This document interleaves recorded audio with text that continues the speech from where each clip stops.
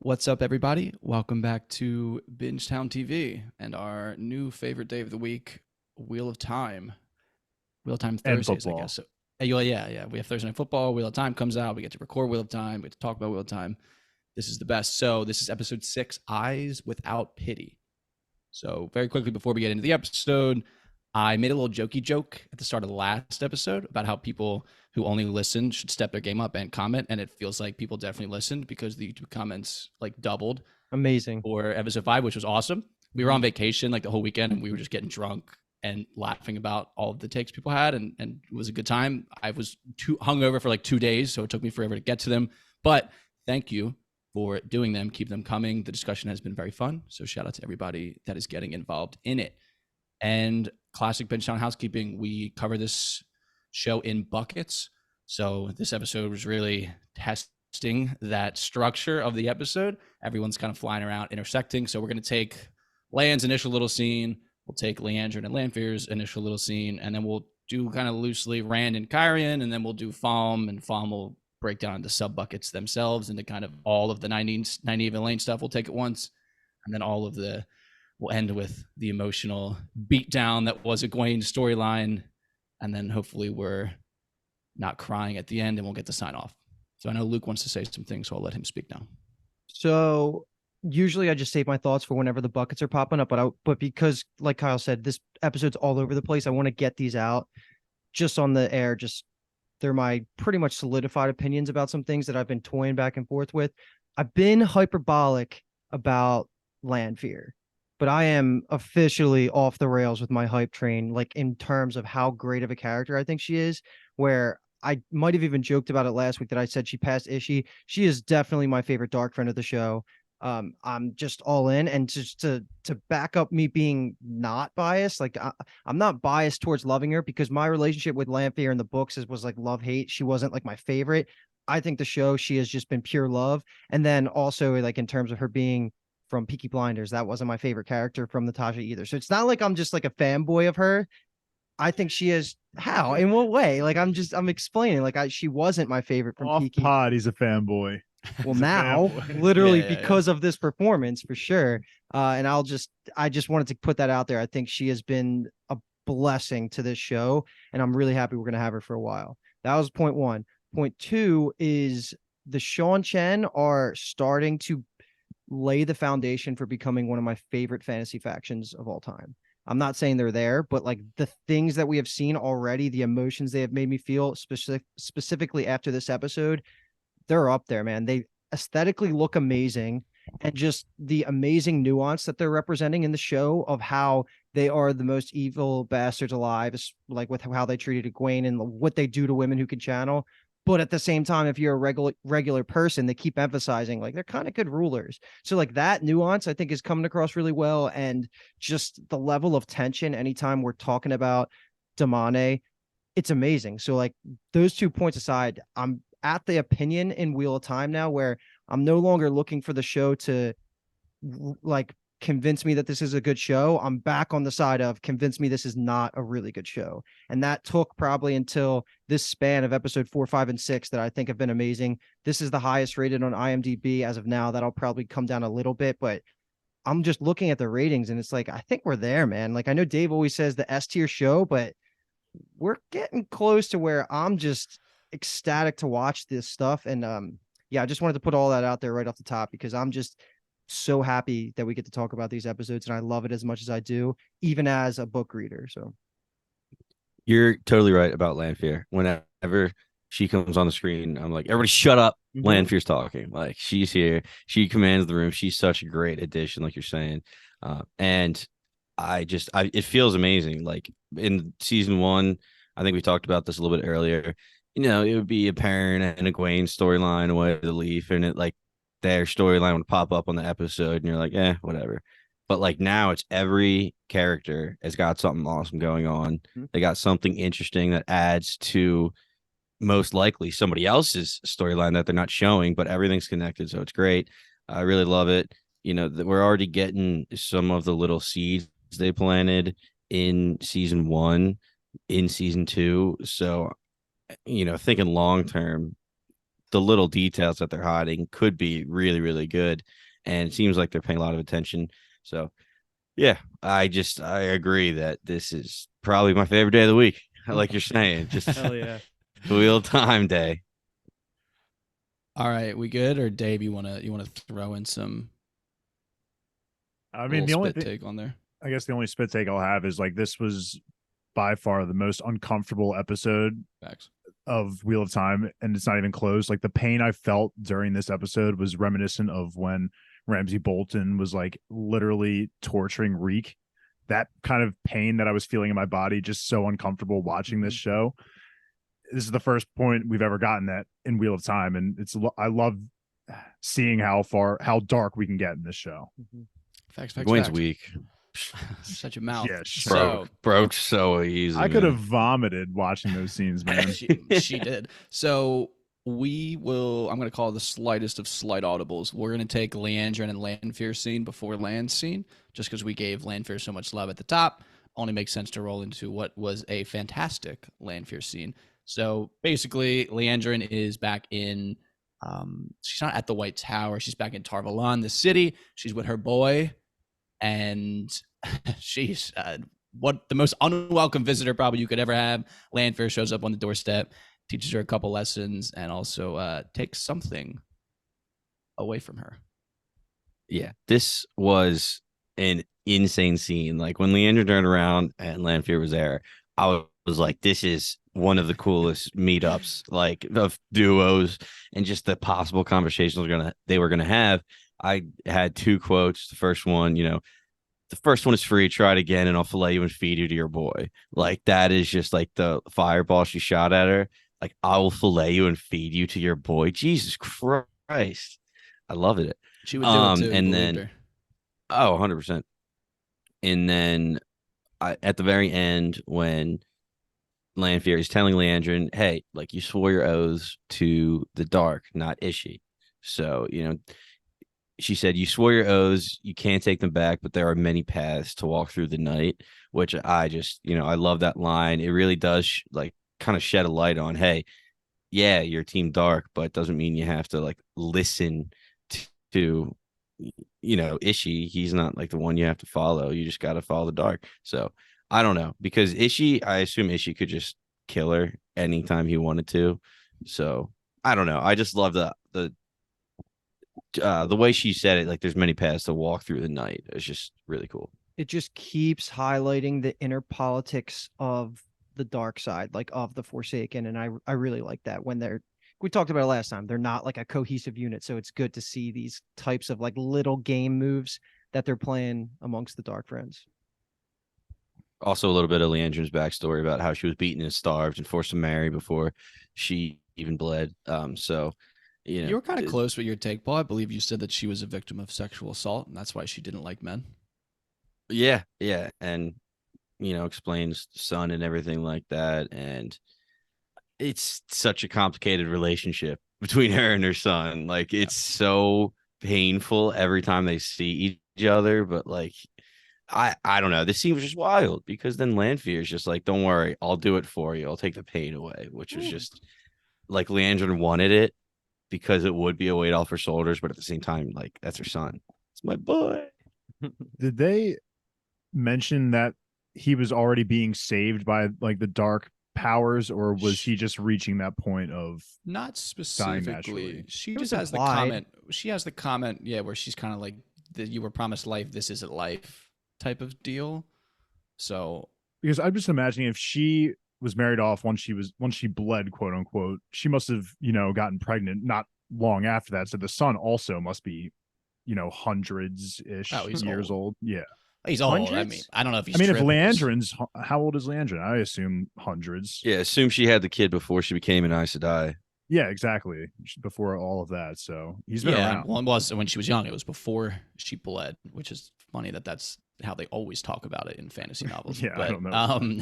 That point aside, I just think he's old as dirt. I don't know if they ever really give us an age. She's older, I believe, than like Moraine and Swan, but I don't think she's like hundreds plural years old. Okay. Was like I don't know. It kind of seems like what they were saying was she took the O's a while ago to the Dark One to save him, to keep him alive so he can't die or whatever. But now he's so old that he can't die and he's just like barely alive. So he could be like 110 or something like that. That's fair. Or like that. And he's just been bedridden for, God knows how long. Yeah, they're just extending his life for literally no reason, basically. Mhm. I mean, beyond her, obviously, selfish reason for it, which is pretty much the point of the scene.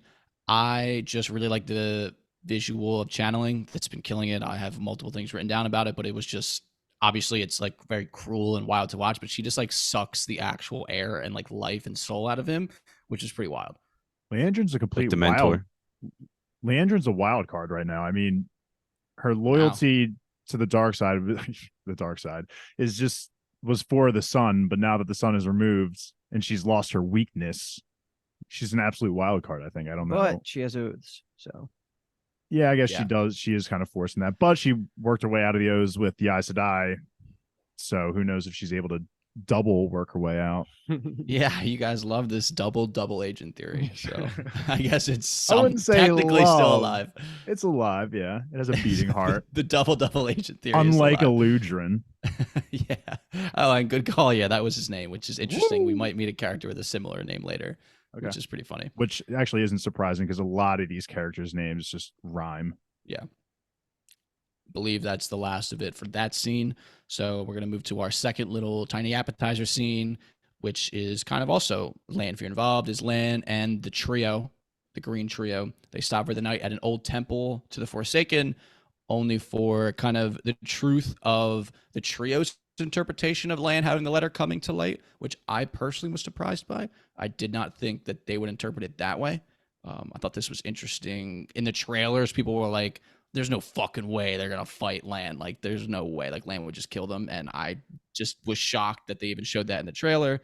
And I just thought the way this scene went was surprising to me. I thought it was surprising as well. This is my boy Lan, so it's hard. I always want to defend him here, but tensions are just high. I mean, you can just feel it in the air. There's something in the air nowadays. As the Dark One gets stronger, people just get a little bit crankier, it feels like. And I mean, it was reassuring though, seeing our boys and kind of doubling down also on being on the side of good. So it was a miscommunication, obviously, on both sides. Each side thought they were potentially dark friends, and I'm glad that Lan spilled the beans on everything, cleared the air, and was like, okay, I can trust you guys because I see your dedication to you thinking that I'm a dark friend, basically. Yeah. The way you said Lan's my boy, so I wanted to defend him. I got physically angered. Like I was like, my face was scrunching when they were accusing him, because I was like, you guys meditated together, you guys chopped wood together.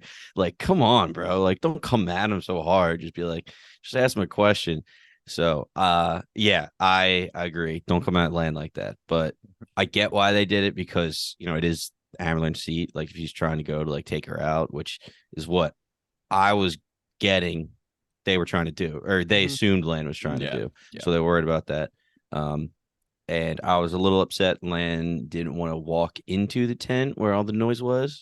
I know. We could have had a Paul Sexy scene. Yeah, like what if he walked in and it's just like the sounds that she's making, and then the other two are ready to ambush, and he's like, yeah, I thought we were about to party. That would have been Yeah, he was fine. that would have been a breaking twist of himself, plans. Dude, when's the last time we Yeah. got us Paul's sexiest scene? Was it literally like Alice in Borderland? Like when It's been a Adisu and minute. they kissed? Probably. It's been a while. Oh Nothing my God. sexy anymore to me. Yeah, Yeah, I, mean, I Bring think it maybe back. it's more of a reflection of Paul than it is of the TV we're watching. Nah, dude, Witcher 3 Yeah. Witcher 3 was a letdown. So yeah. that's the OG usually where it would have Maybe. came out. the OG homies need a Paul's sexiest scene back. But let me jump in for a We'll get second. one. I agree with you, Paul. I was getting aggressive in my notes for a second, not understanding why they're about to attack Lan. And then by the end of the conversation, I was so anti-Lan. Like they were right. I just didn't understand in the moment because it was happening too fast.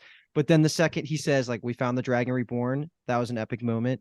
Yeah, it was crazy. I did not expect him to say that. But I'm going to say a hot take here. And I just feel like season 2 Lan has been a little bit of a yawn fest for me. He has Yeah, not really I am. been my favorite He's screen just- time taker. It's like Yen in season 2 of The Witcher. It's like, dude, it's like you take away her magic. It's like, yeah, of course she's going to be sad and depressed, and every time she's on screen, it's not going to be like, yay. And it's kind of Yeah. like Lan and Moraine. and we've been saying it because Moraine's been a lot of LVPs at the end of the episodes, but we've said every time it's like, well, it's not really her fault. She's just like in the shittiest situation Mhm. these episodes. Yeah. Both I have of high them, hopes yeah. for Lan moving Yeah. forward, though. Yeah. I mean, he's a beast. He's already been highlighted fighting some eyeless fades earlier. But one other line that they had, all the warders talking together, was do you think the Forsaken know weaves that the Aes Sedai lost? Like forgotten weaves, basically. And I was like, yeah, I think they did. I think they know some weaves. I think they're pretty powerful. So just really cool that that's how they talk about it. It's like not spells, it's weaves. It's just And Logain it's so does it cool. later in the episode too, which is cool. Saying how he taught Yeah. himself all those weaves, and he's like, "Why would I give it to you?" So it is a really cool way to talk about it. Yeah, definitely. Language matters, Paul. We know this. All right.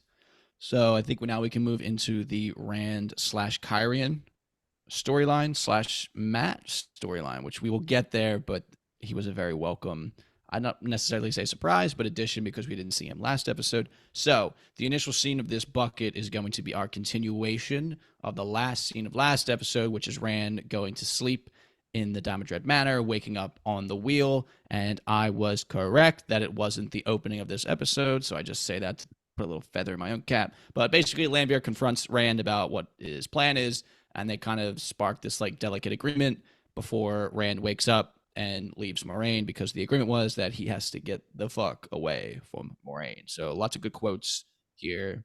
We were dying to know what was going to happen here, so we learned it obviously pretty quickly. Let's talk about it. Sexiest dream, baby. Dude, Rand Dude, looks so fucking good strapped to He's that so wheel.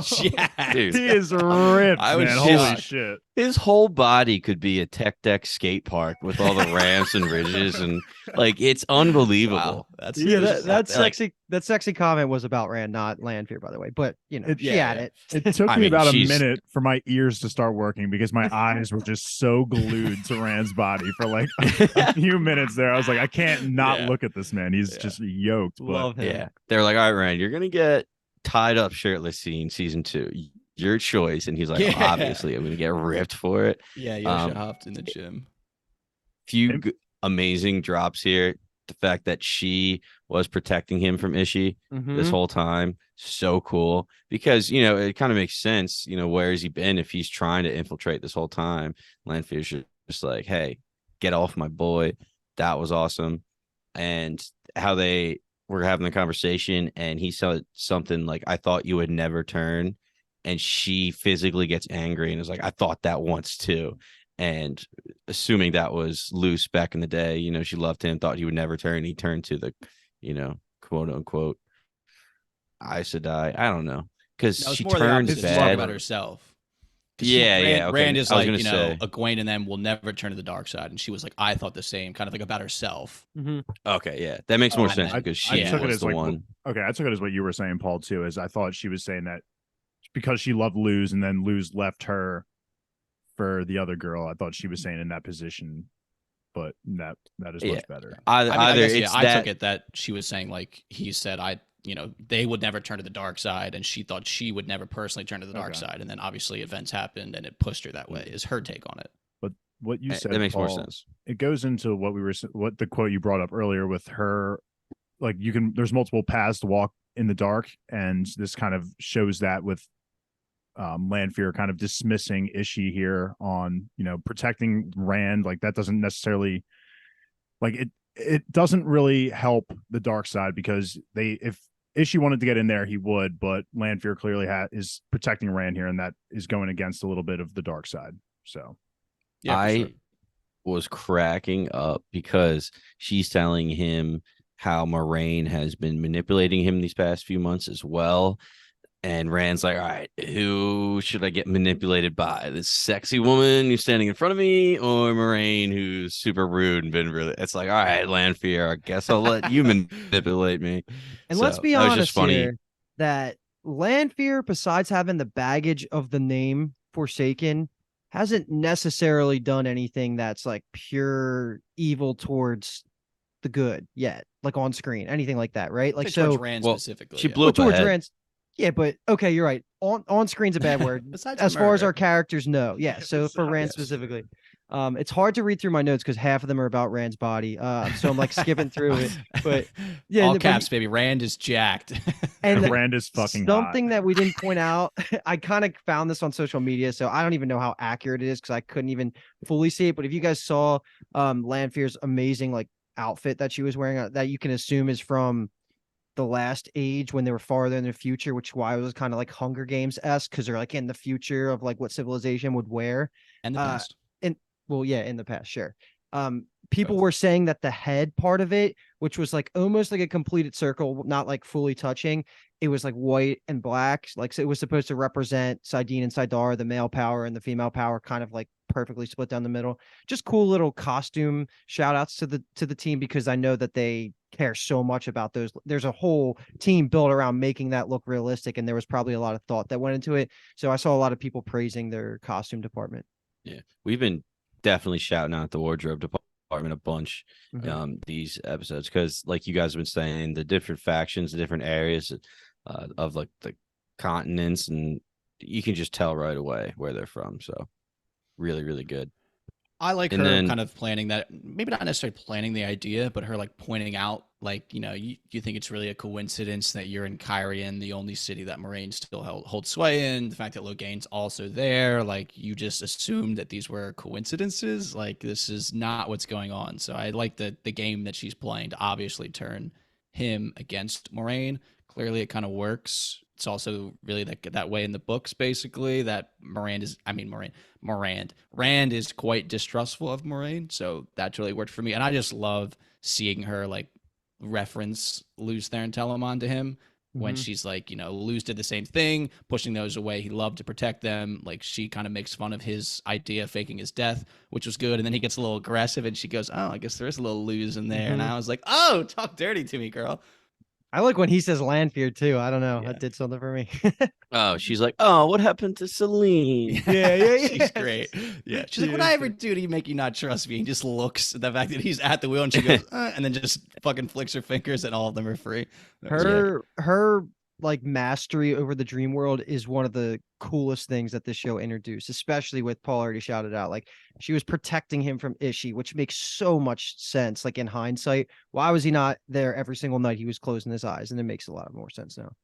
The flicking, man, just so much flicks Yeah. from everybody. Just dishes it out to Ishi too. Oh, that was cool. Don't jump the gun. That's a great scene. Though. So the back part of this is just the fact that Rand wakes up. Moraine's like, "Hey, baby, what's going on?" And Rand tells him the condition of the deal. He's also a little upset at her. He basically says, "I've stayed too long already," leaves Moraine crying, which I thought was just like an interesting visual because we don't necessarily see that a ton. So that's where she's at. Clearly rock bottom. Not great to be Moraine damage red in this world right now. I don't know if we got it before. We probably did, but I did like the line where Rand says, like, "You're the one that moved Loghain, like right where you wanted me to go so I could be close to him and meet him." And that made a lot of sense because I was honestly thinking earlier on, Swan Sanche said, "You're going to be a prisoner in, the White Tower to be an example for everybody who tries to any man that wants to channel." So I was a little confused about why he was out all the way over here, but that makes sense that Moraine got involved somehow, which I don't necessarily fully understand because didn't she get banished at like the same time? So I don't know how she would have like sway over that. Yeah, it's difficult to know why she could have like got him out of Tar Valon, but it's easy, I think, once he was out to get him into Kyrian like that. They do tell us when the two of them meet, and he's like, "You're the reason I'm here," and she kind of doesn't dissuade him of that notion. So that idea has been introduced, and that's just Moraine pulling strings is always fun. Okay. They could have played the Taviran card, which I honestly thought they were going to, but it's fine doing it this way too. Yeah, tis what it is. So the next scene is going to be kind of two small scenes. It's Matt and Min. We finally get to see them again. They were not in the last episode, so they arrive in Kyrian, which is presumably the Foregate, to a little bit of a night of debauchery. Matt is absolutely loving it, while Min is apprehensive because she knows that this is kind of like the end of the road of her deal with Ashamael, who at night comes to her in a dream. And I am just a big fan of this scene because I love when he is in people's dreams. Not Rand's though. Yeah, how you guys feel about Lanfear being on screen is just how I feel about Ishii. Just anytime he's on screen, my ears perk up. Oh, I'm he's just up ready to there for listen to me. it. It's just Lanfear somehow catapulted him, which I didn't expect. Yeah, I was getting a little annoyed, honestly. The fact that Ishii kind of did what, or Min did what Ishii wanted, but like the deal wasn't technically like he wasn't going to fulfill it.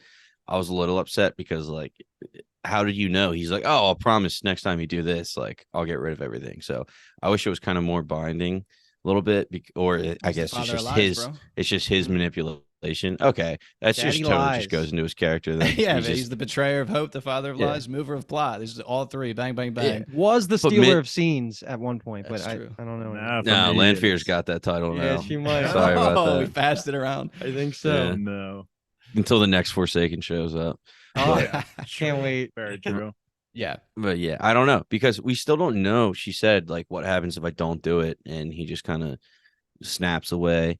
But I don't know. I want to know what happens if she doesn't do it. Yeah. Just nothing happen, or is he gonna like hunt her down and kill her? Like I don't know. I feel Yeah. like this is kind of par for the course for getting into an agreement with the seemingly all powerful evil being.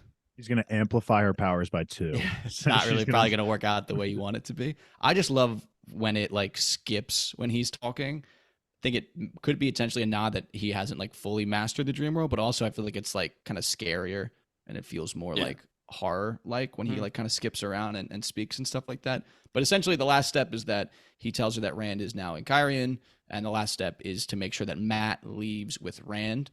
So she's shocked, like, oh my God, you know the vision. How do you know the vision? He doesn't confirm nor deny, which is a classic move. And he kind of Thanos snaps himself away, which I love the visual of that. It looks really good. The fucking CGI and special effects this season have been amazing compared to last season. agreed. Is like Min's power a sub power of the dream world? Like how she can just like, I don't know. I feel it just like doesn't make sense to me. That's like, I don't know. I guess not, because in the books it's more not seeing actual images. It's just doing like little prophecies. Yeah, she's and not really like images and shit seeing like that. dreams. I'm just I don't know. I don't know if we'll ever get it. I'm just curious of the origins of her powers. Yep. Throw it on the board, baby. This is what we're here for. Yeah, it's true. So we can now move into another dream, which is Rand. Dave has been obviously chomping at the bit to discuss this one. So Rand has another nightmare of killing his friends. I believe this is how we kind of open his storyline in episode 2. But this time, instead of it being Ishamael kind of laughing and going away, it's Lanfear whisks Ishamael away, and Lanfear and Rand strike yet another deal in this dream, which is an interesting one as well. This Loved it. Yeah, this was a phenomenal scene. Finally get to say we get another wrist flick officially. There you Another go, wrist yeah. flick. But yeah, we are able to see Lanfear kind of just teleport Rand to places of people that are dreaming, aka Egwene here in this scene where she's asleep in her cage. And I'm kind of surprised. I shouldn't be that surprised that Lanfear actually took him to see Egwene, and that whole interaction was it was very touching, obviously, because we see that Rand obviously has endless love and affection for Egwene. It was painful, though, at the same time, because she is obviously in a state that Rand was not expecting to see her in. And now she's got some hope, though, I think. By seeing like that was more than just a dream, I feel like, and even she knows that. And I feel like she's got a little bit of hope now, but Opposite effect for me. She's like, dude, I'm going fucking crazy. Like I'm seeing Rand. I'm seeing a ghost right now. Definitely possible. But I'm just shocked that That Lanfear honestly could have took him there just because.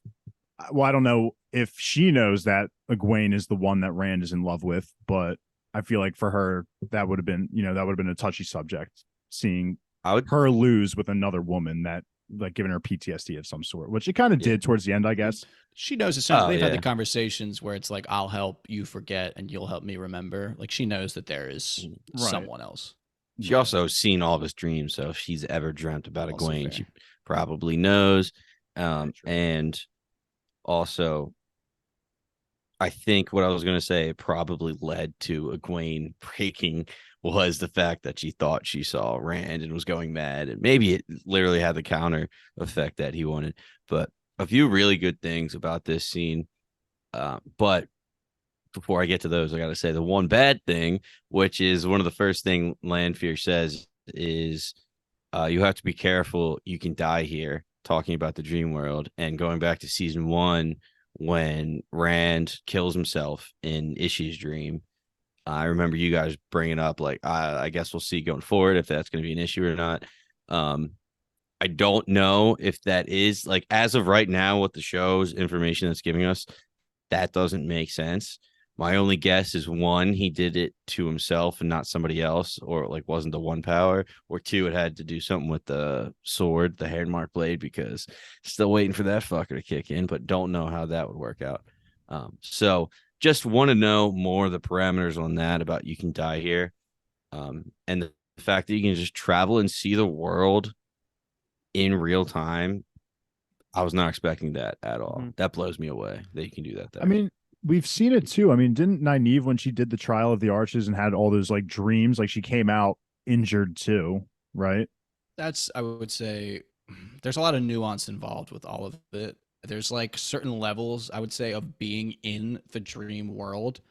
You know, like a random person like sleeping and like a deep sleep that hits Teleon Mariad, I think, is a little different than like Lanfear purposely brings like her entire like consciousness and body into the dream world, versus like people having like the fact that like she's saying this and Matt, Perrin, Egwene, and Nynaeve are literally dead on the ground, but like they're not actually there type of deal. They're going to go way more into it. They're really just kind of, this is tip of the iceberg stuff. This is like a huge pivotal part of the series for a lot of characters. So like we'll get more answers about it, and they're going to talk a lot more about like all of the intricacies and nuances of it. It's not a spoiler to know that there's multiple ways to get here, but yeah, I think that is what it is, and I really can't remember, but I think if you dream it and you're there, you're pretty much safe. It's any other method, you're probably not safe. I don't know what they're going to do in the show. They might audible, but yeah, the comments will help. They always help. Yeah. Yeah, let me ask you. Yeah, off of that, like if you get knocked out, like can you go in the dream world if you're like unconscious? And then beyond that, like, did that only work? She could only bring Rand to Egwene because Egwene was sleeping at that time, or does it like so it just happened that she was sleeping, or does she like fast forward and she can bring you to the like first time that she's she gonna sleep or specifically something? says, I can like I'll give you the gift of peeking into somebody's dream. Doesn't she say that? And then yeah, yeah, it's like, I so think it was just coincidental. Like if they weren't, if she moved wasn't there. sleeping, they might have done it later. Who knows? Yeah. Well, I feel like it's also like he wakes her up kind of type of deal, where like, But then she wakes up later. Like if she was awake, like he could, like he would know. I feel like, I guess she probably wouldn't be in the dream world. They would just be in the cell. I feel like that's my understanding of it. Like, because I feel like people's characters are in the dream world often, and it's just like emptiness because people aren't there. Because like it's like, let's say daytime and people aren't really dreaming. Actually, no, you're definitely right, because she says you can travel and see the world, see anyone you want, talk to them as if you were both awake. So I assume that means they have to be sleeping too. But I'm just like thinking in my head, if Rand was like, I want to see Egwene, and Lanfear was like, all right, we got to chill for another 6 hours until the sun sets, and she falls asleep, and then Totally snap your fingers thing. and we're there. Yeah, I think it was just pure Both coincidence. people need to be asleep. Okay, yeah, that's what I wanted to make sure of. Did you already say your piece on this scene yet? All right, because I only wanted to bring up 2 things, because I thought one of the best lines of the entire episode. I don't have the whole part of it written down, but when Lanfear does pop up, she goes, "Ishi, dear, he doesn't want you here," and banishes him. She says Ishi, which was the reason I wrote down the quote, which I love that. Catch that. She did. She said Ishi. I was gonna freak out, but she was on the screen. She So listens to I couldn't talk. Bingetown. She listens to Bingetown. That was the one thing I wanted to say. That was awesome. Just a little wave, and she's like, "Ishi, dear."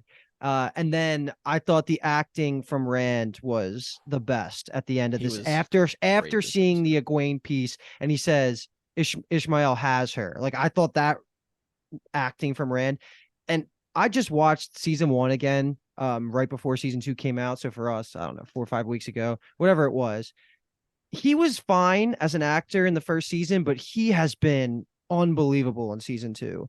I always forget Joshua. It's Yosha technically. I believe. Joshua what? I think it's Yosha Stradowski. Okay, yeah. Sorry, we'll get the names down by next We have a season. TV podcast. We're experts. I But know how nah, it's he's spelled. I been- just can never pronounce Yeah, it. Like, he's been fantastic with like the nuances and like facial expressions. yes, and yes. like shifting between emotions almost like from one sentence to the other, which is like classic quintessential Rand in my head. So Mhm. yeah, when he literally says please Lanfear, and then like he's so emotional he corrects himself to Celine because he wants to like butter her up. Yeah, And he's like, and he like is mad at himself. He even says like, "Come on," like out loud after like almost under his breath after he kind of makes the flip or the switch up, and then he just screams, "Tell me!" I literally wrote the same thing. I said, "I love this Rand acting and job." where I am self-admitting I'm not biased towards Lanfear coming into this show, so I don't care about your guys' opinions on how much I love her.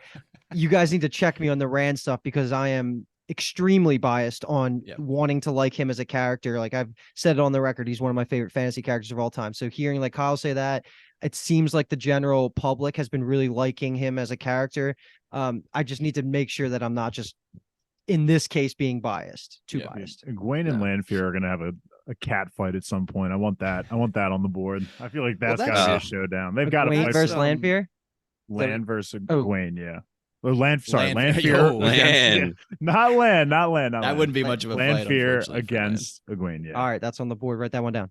So That reminds me of like Mrs. Weasley versus Bellatrix or something. Oh, yeah, yeah, I dude, don't know spoilers. why. I was getting a Jesus. lot of Harry Potter like vibes. Like when he teleports out of she teleports out of Min's dream, it felt like when the dark, what are they even called? I'm now going to call them dark friends. The Dark Friends, Death Death Eaters. Death Eaters, yeah. When they like kind of disappear into their forms or whatever, I think that kind of everyone, when people apparate as well. So that's what I meant. Yeah, apparate, yeah. So Dave, when you're saying like it felt a little uncharacteristic of Lanfear, I actually felt this was like perfectly characteristic of her, where like she has that soft spot for LTT. So she like makes this offer to him.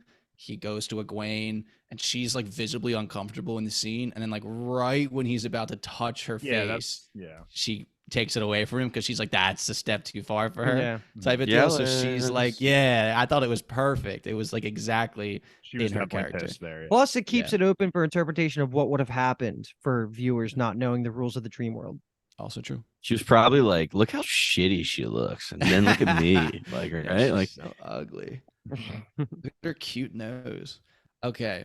So now we move into Moraine's aftermath of Rand kind of walking away, leaving her. We see she's scribbling this letter that we find out is to Swan, the Amerlin seat, and it includes the words, I've been stilled, which is interesting. We'll talk about that. But she's interrupted by a sandwich delivery from fucking the dweeb Barthanes, and that leads to a little argument between the sisters. I feel like the big thing we want to talk about is the fact that she literally wrote down, I've been stilled.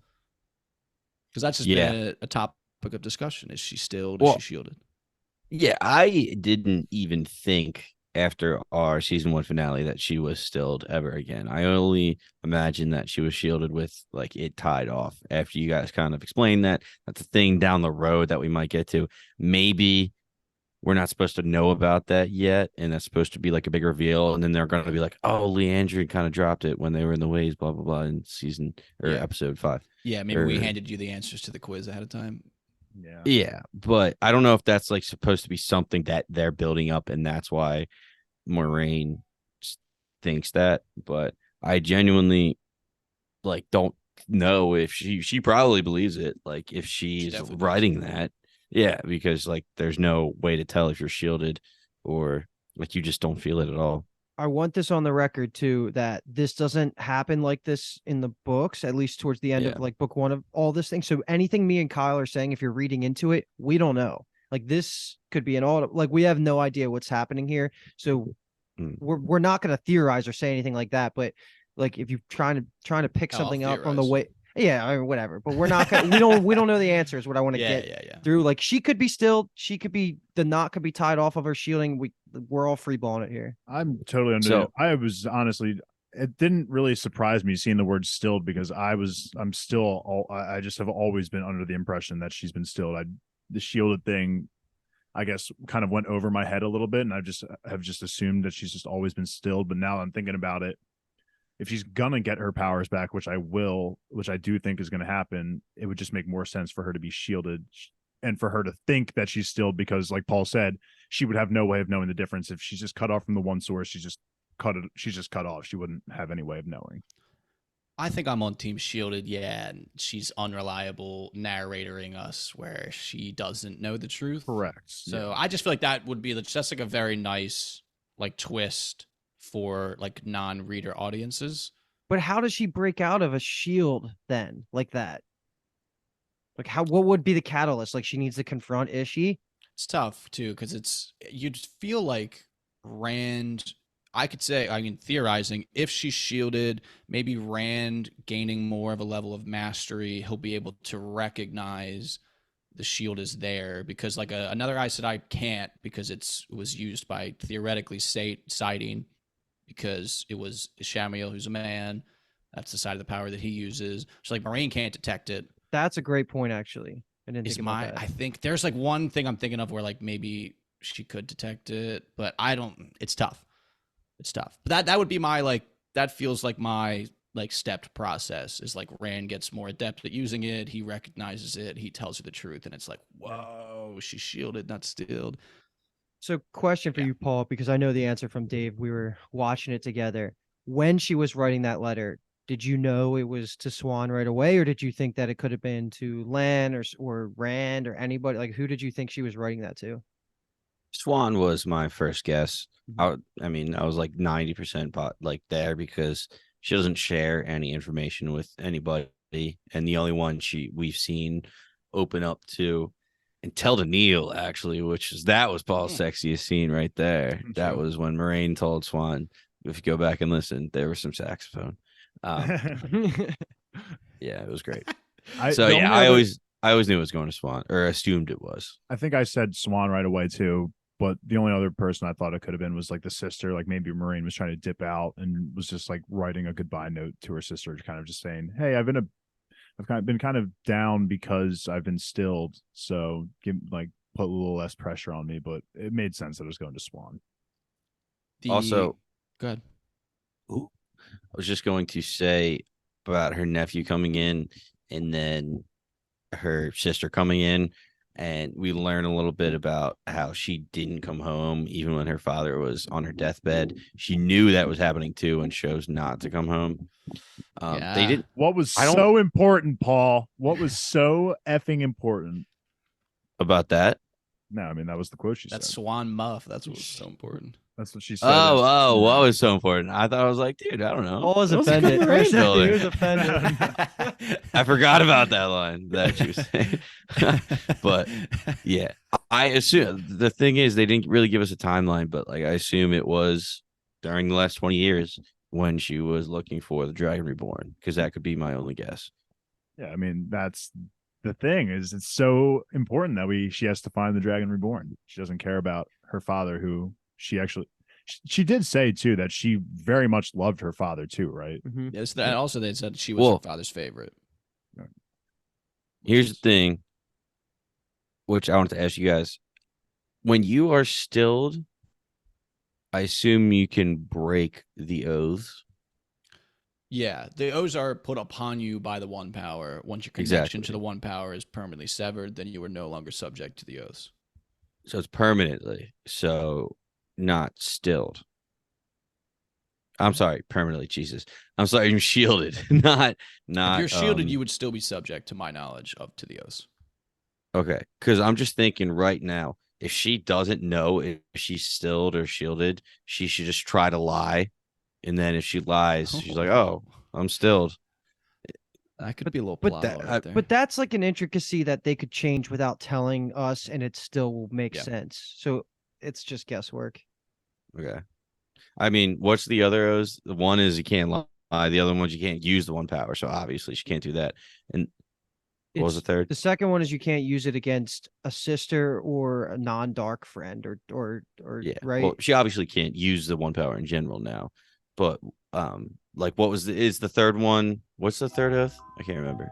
I also can't remember. And Kyle seems like he's Googling it as well, right? Yeah, now I'm like a little embarrassed because you kind of like it was to combine them, and I was like, I feel like both of them are that one. It's about making weapons. That's what it is. You can't make a weapon for one man to kill another, Oh, okay. Well, she and then you can't fucking use do it that either. to So. kill another person unless it's in the defense of your life, your sister's, another a sister, warder, yeah. or against Shadow's Okay. one. So the only plot hole thing would be to be able to lie. So I don't know. I was just Right. because everything she was saying, and I like couldn't tell if it was a lie when she says to her nephew later on, like, "Oh, your sandwiches were and still are good." I'm like, I guess she's telling the truth. And I was like, wait, could she lie? And then if she did lie, she would know. So I assume, like, I don't know. There's like a whole bunch of different shit going on. I have two little comments. I'm just so interested, but almost not at the same time, of what they're doing with Moraine and Barthanes, her nephew. They're clearly giving it screen time and focus, and it's becoming like a big part of her last two episodes, kind of. So I'm just interested, I guess, to see where that ends up going. I was thinking the same thing. The only thing I could think of is like I'm walking away from this interaction liking Barthanes. Like I do think he's going to be a good king. He's very genuine, and I think he cares a lot about people. So that are signs for me for a good king. So Yeah. we'll see. And the other thing was I was on Dragon Mount, which is another good Wheel of Time content creator, on like a little rewatch live stream where we rewatched the episode, and Tom from Dragon Mount had a very interesting theory that he thinks that Moraine's sister is a dark friend.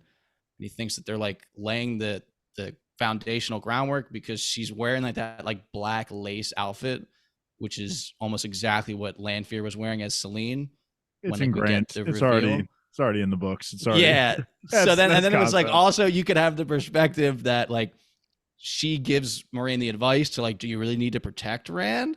And then that kind of leads her to being like, hey, Rand, why don't you sleep and go hang out with Lanfear? So like, is that a thing? Who can say? She tried to bang Rand. And she did try to bang episode 2 or 3. That could have been just her taking the short route. Yeah, this guy is awesome, man. This Tom guy. Seeing the future here. Yeah, this guy's man. I was at first, I was like, what? But I get you now. So you said he's mid, and I was like, he's not mid, dude. No, he's definitely not mid. He listens to us. He's definitely not mid. So the next little scene is just Swan's carriage stopped on the road, lands there. He pretty much tells her what's going on with Moraine. I'm assuming is all the details of the letter that she was going to write him. My only comment is that the air knives were fucking sick as shit, and that's all I'm going to say. And I assume that that's the only other take that anyone else had. Okay. I will take that take for us and move us right along, which also it was good to see her again. How about that? So Rand now goes back to work. And my comment here was like, they have like a really solid PTO policy, or it was just like a weekend, I guess, all this happened in like a couple days, which I think it's the latter actually. So he asked Logain to train him, which goes about as well as you could expect for the first time of actually trying to train with the one power. This was awesome. He looked like Nynaeve here when Nynaeve had that burst of energy fighting Logain, which is kind of cool seeing that he is now the subject of 2 of these people now. But Rand looked amazing here, and the CGI, like you said, Kyle, has been on point this season, definitely. And I was kind of like trembling just looking at how much power he was just conjuring up, and Logain just gassing him up like, yeah, it's fucking yours, all that shit's yours. But then he has like, you got to dial it back a little bit. But yeah, but it was awesome, that burst of energy. You know what it reminded me of is, and this is going to be super niche, so I don't even know if half the listeners are going to be able to relate to this, but I get it.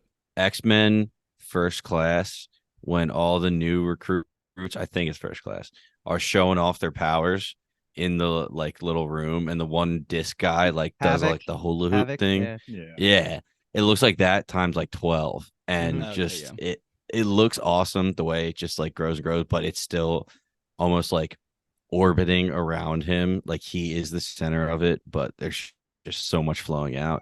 My only question was, of course, we say this every time, we didn't have subtitles, so I was trying to listen. I listened a few times.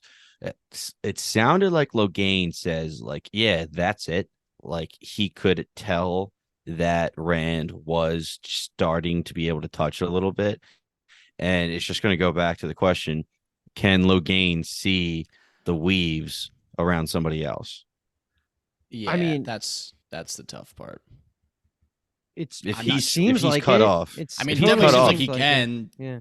You know, you could argue that he shouldn't. I feel like I'm in the camp that he shouldn't, but I feel like I'm enjoying the season so much that I'm okay with it being Maybe a it goes- thing. But if 'cause- it's Maybe a it goes into what change, you there's guys- nothing. There's no reason why. Like if this is a Oh, I mean, that's what legitimate I mean, change, it yeah. can be a change, and I don't like the change. That's where I feel like I'm at. Okay, that's fine. But as long as they're not, I'd rather it be a change than inconsistency. It Yeah, could also just be what you guys were talking about, like because the males pull from a different source, like he's able to see that source Yeah, versus that's being like able to see if me- Moraine. yeah. But why? He That's shouldn't like be able to see me the source twisting without the myself source. into a pretzel to try to make it make sense within the book canon. Not even really. So it's just, I guess, is a thing. I'm sure, like Yeah. most things, we're going to get an explanation eventually. We will see what happens. We're in the seed planting Yeah. phase of this 14 book series that I Yeah. will remind you guys of. But my only comment is like finally is my comment basically like we haven't seen Rand really do like a burst of power that got stolen in season 1 when he should have been the one at the gap. battle. Yeah, Tarwin's Gap. Tarman's, yeah, The should have been Gap? him. And comparing this, like basically when Nynaeve does that explosion, when Logain gets gentled all the way back in season 1, like that's been more power than Rand has ever showed. So I'm happy we finally got the Dragon Reborn to show this amount of power physically to us. So happy we're there because it took a while, and this should have been what we did at the end of season 1. I thought your final take was Absolutely. going to be that you've been explaining this whole time of like women kind of embrace the power and men like grab hold of it.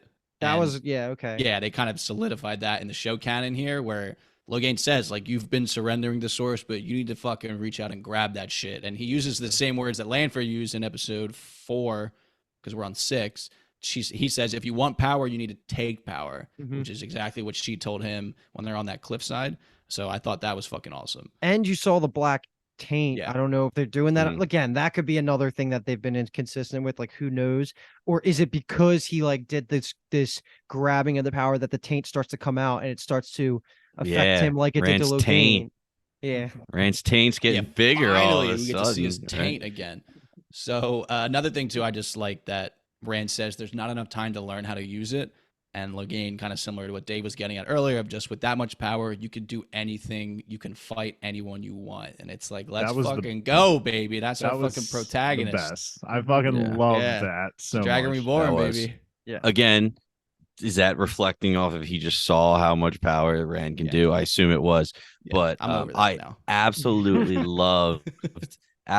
loved Rand convincing him finally when he's like, dude, look at you. You thought you were going to be such a big deal. You were either going to save or break the wheel. And now look at you. You can't even do anything. Your only chance of being a little significant is helping me. And Logain's like 10 seconds to think about it and like, oh, fuck. All right, fine. Yeah. And he's like, grab it. You got to go grab it. So I just, that was I good. thought Rand, Professor, the way Rand, baby. the way Rand manipulated Lanfear in the beginning and the way Rand manipulated Logain right here, he's just soon he's going to be pulling Moraine strings. Yeah, Moraine's not going to he's know what hit working him. his way up the ladder. He's for like a that. sponge, baby. Absorb all this information. Who cares where it comes from? Let's fucking become the Dragon Reborn. Right now Yeah, he has to roll 10 or higher, he's- but soon he's got to be rolling 15 or higher. You know, he's got to make it. Dude, his He's minimum definitely- is 20s or Yeah. Yeah, I mean, he's gonna have so many Shooting up fucking the plus charts. modifiers. Yeah. So after this, so Rand does do a little baby spat up, which I just want to mention because I like saying baby spat up. So after this, a sulking Rand kind of overhears a very familiar voice in the foregate doing a very familiar activity for that familiar voice, which is gambling and Dyson. And he comes up upon his old buddy Matt, who seems to be cleaning out the pockets of some local degenerates. So he was unlucky in season 1, and I feel like he was kind of rolling in it right now in this scene, which was funny. This was just really well done. I felt genuinely so happy to see both of them reconnect, even if we got the different actors. Like I think Yeah. the show still did a very good job of, getting us introduced to the new Matt, making us get, accustomed to him and what he's into and everything. And it still felt like a genuine reconnection. And I didn't even care that it was a different actor. Like it just felt like such a wholesome reunion. And both of them were just so good at being Yeah. happy for one another. It felt so We good. could talk about the drink stuff too. I feel like those two scenes are pretty much the same thing. In regards to Matt actually having good luck and winning, it makes sense that he had bad luck because he turned around and everybody just took all their money back because he was so distracted. So there's bad luck again. Yeah, fucking right. He's distracted, which is great. He was going for hard 8, so Shout out Craps. Hard. One-eyed snake in the Literally was weeds. playing, yeah, in my head canon, he's definitely playing craps. I Oh, you felt said hard fucking. ace. That's like canon. I was getting some chills from this moment, but it's probably because of the amount of book knowledge I have that when our main characters break up and get back together, it's the best moment ever. So there's so much baggage behind these two coming back together that I was ready to fucking I was just hooting and hollering. Like, it was such a good moment. Didn't last long for Matt because Jesus Christ, man, this dude knows how to piss me off. And that's actually true to the book because at this point in the book, I was anti-Matt. Yeah, he's a little Dude, swamp rat. his actor, you guys were talking about Rand's acting earlier, which I agree. Rand's actor is shining this season. Matt's new actor, he is absolutely killing it, dude. He's He is so great. so good here. The way he just genuinely seemed happy and almost started crying when he saw Rand later on with his scene with Min and his confrontation of whether or not to go back to Rand. Just so unbelievably good at being able to be smiling 1 second and all of a sudden realizing that your heart is broken and the people you trust you can't trust. And I feel so bad for him, man. He is just getting kicked around. He has no idea what to do. He's trying to keep his head above water. And like every time like somebody's throwing him a lifeline, it's just like, joke's on you. It's fucking lead. Go drown. So that actually is a perfect description of what's been happening to him. It's he's so charismatic, man. I love him. They're giving him great dialogue. It feels like when he's like, where's your hair? You look bloody awful. He's asking, they go get a drink and everything. And like the one quote, or I guess technically combination of quotes that I love, which was just straight book Matt, was like when he says, "Who else is going to keep you from being an arrogant prick?" Mm-hmm. That's like Yeah, classic that was Matt to Rand of like, you're Dragon Reborn when he jokes with him and he walks away. Like, that is exactly how it should be. And it was just, they fucking nailed it here. Mm-hmm. We're not better off without you. We're better off with you. They That's trade just great. those too to each other. Pounding the table for more boys. screen time in these last 2 episodes because it just hasn't been enough. And I know what's only have 2 coming. So left. it's like, right? 7, 8? Yeah. No, I think you're right. I just never realized. I never thought about it. It sucks. So he was definitely lying when he first saw Rand. It was like, oh, where's everybody? Like, where's everybody? Where's Egwene? He was lying, right? Because he was just a coward and walked away. He knew where she was. Yeah, he knows where and she then- is for sure. He catches him up a Yeah. little bit, though. Is it kind of off screen when they're like, Well, no, and then Rand kind of tells him here, like, he kind of left at the eye of the world. They all think that he's dead, and he says that She Ashamio has has him. Egwene in Falm. He knows it's a trap, but he wants to save her. And Matt's like, obviously, like, we got to go. We got to hit it. But I got a lady's heart to break before I get there. Dude, I wrote that down and I was like, Matt is awesome. Like, I know he's like ignoring people and cutting off his friends and running away in a sense. But I'm like, dude, this guy's so charming. Like, I gotta lay this heart to break real quick. With what little screen time, I mean, they're technically giving us the idea of Matt. I feel like that's Matt, so it's good. It's just we just need more of it. That's all. just stick through the growing pains and we'll get there. Yeah. That's all. Yeah, here's the lead though. We got the lead yeah, right here. yeah. Moving to the lead. As soon as Matt was like 1 hour, I will be there, and he like doubles down. I was like, he's not gonna be there. yeah, but you could argue for good reason, kind of. So basically, Matt returns to the little flea-ridden fucking barn that they're staying in, and tells her that he's leaving. She ends up revealing the truth to him, which makes me mad and him very conflicted about the promise that he just made to Rand.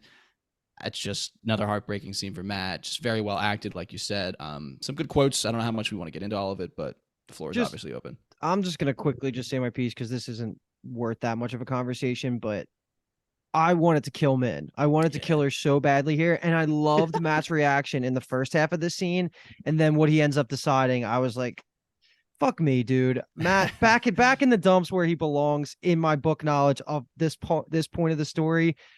I was just so hype in what we were just saying there. Like, all right, we're going to Falm. Let's fucking go. Like, I was so high, and now I'm just watching him watch Rand through like that little fence.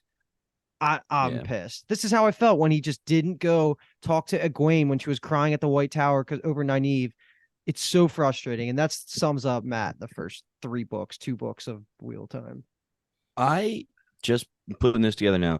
I think that Min is all these visions are just coming straight from Ishii because that's the reason he could take it away, and he is giving her false visions and showing her, because these visions are part of like the dream world or whatever. And Lanfear even said you're trying to dabble in it more. You're getting better at it the last time I saw you. So maybe he's giving Min these false dream world visions. Question then, do you believe that, like, when we saw the flashback of her in her childhood, when her aunts were making her fortune tell for money and stuff, like, was that also Ishii, even though he was like kind of like, I was assuming, yeah, because that's only like, I mean, 20 years ago. we don't know the So- relationship, like why they know each other yet. So it's very possible that he's just been why controlling Ishii her. and Min know each other? Yeah, we do. We knew that's from through Leandrin, right? That's kind of the connection. I don't That's been somewhat established. Yeah.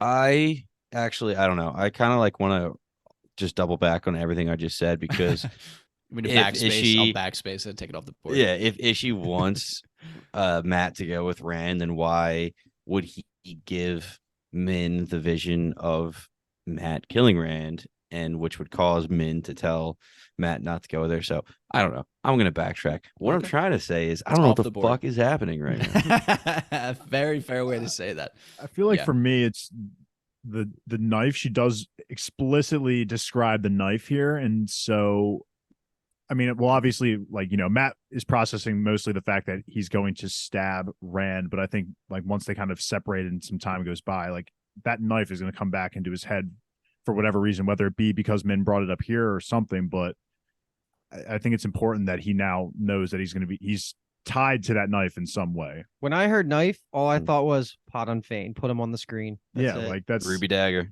like I don't know what Matt thinks of that. Like I think he just mostly again just focused on the idea of him killing Rand. It wasn't so much with what he was killing him with, but I think when he thinks about it a little bit more, he's going to want to investigate the dagger a little bit and unfortunately go back to it.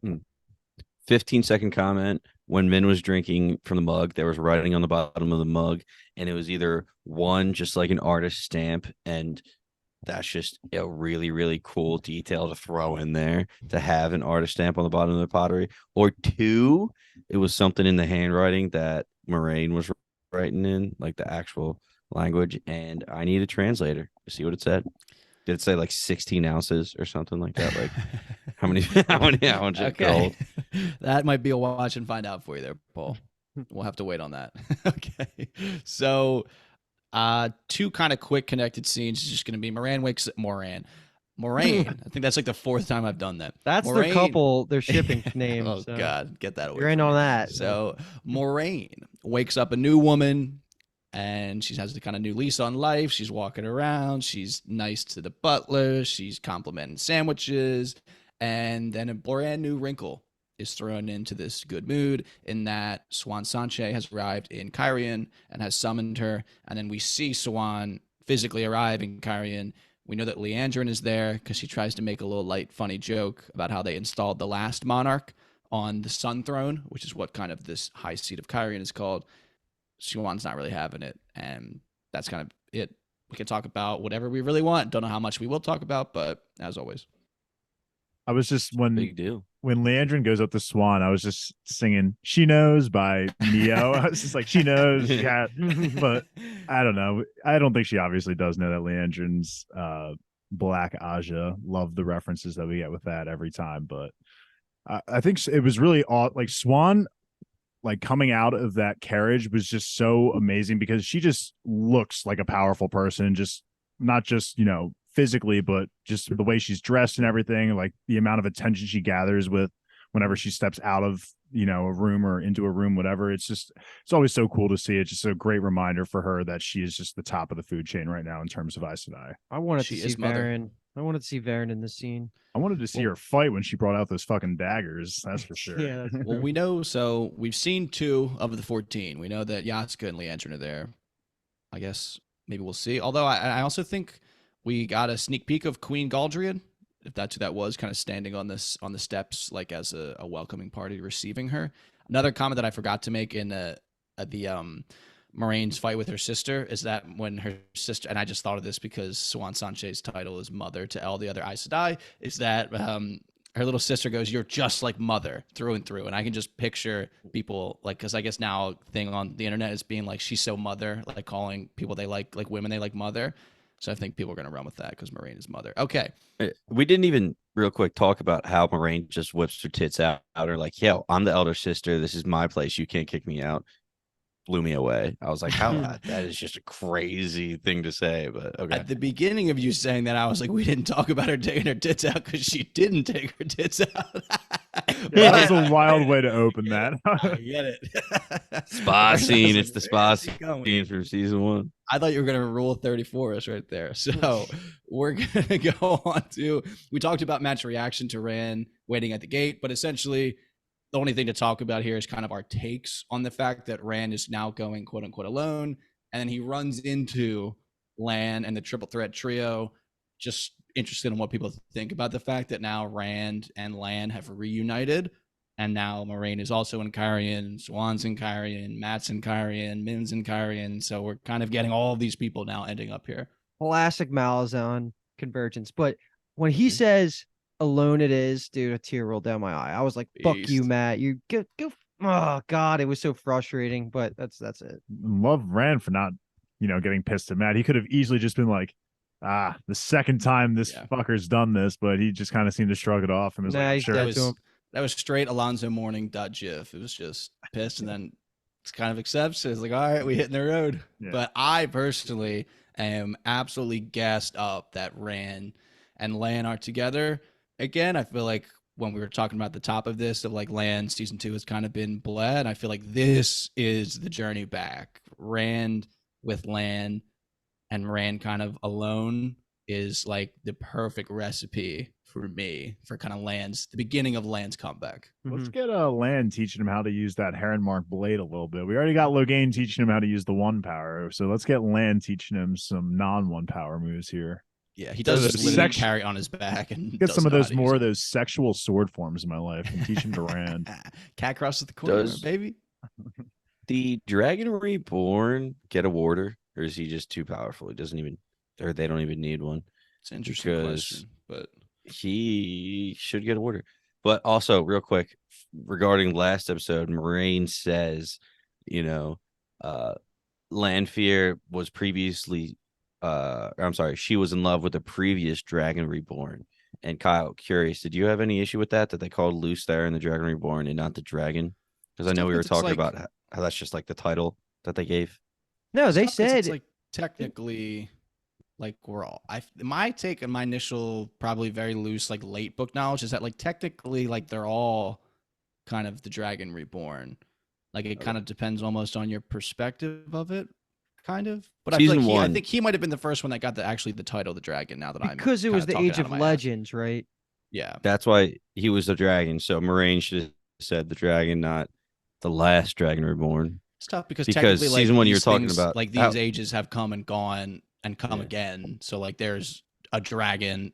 Like there's been other dragons that weren't to my not like Luce there's Telamon is and then it goes and then Rand and then we'll go back again and there will be another Age of Legends dragon that will come and then it'll come to and then type of deal. Like he is for sure not the second dragon of the universe. Rand is not, no. Yes, that is no, he because is not. Wheel has turned endlessly over time. He's like from our reference point, like Luce there's Telamon is the original dragon because like anything the dragon's past, a title, right? Yeah, anything further in the quote unquote past, like past Luce there and Telamon is lost. Like we don't know about any of that. But like eventually that age will come back around again.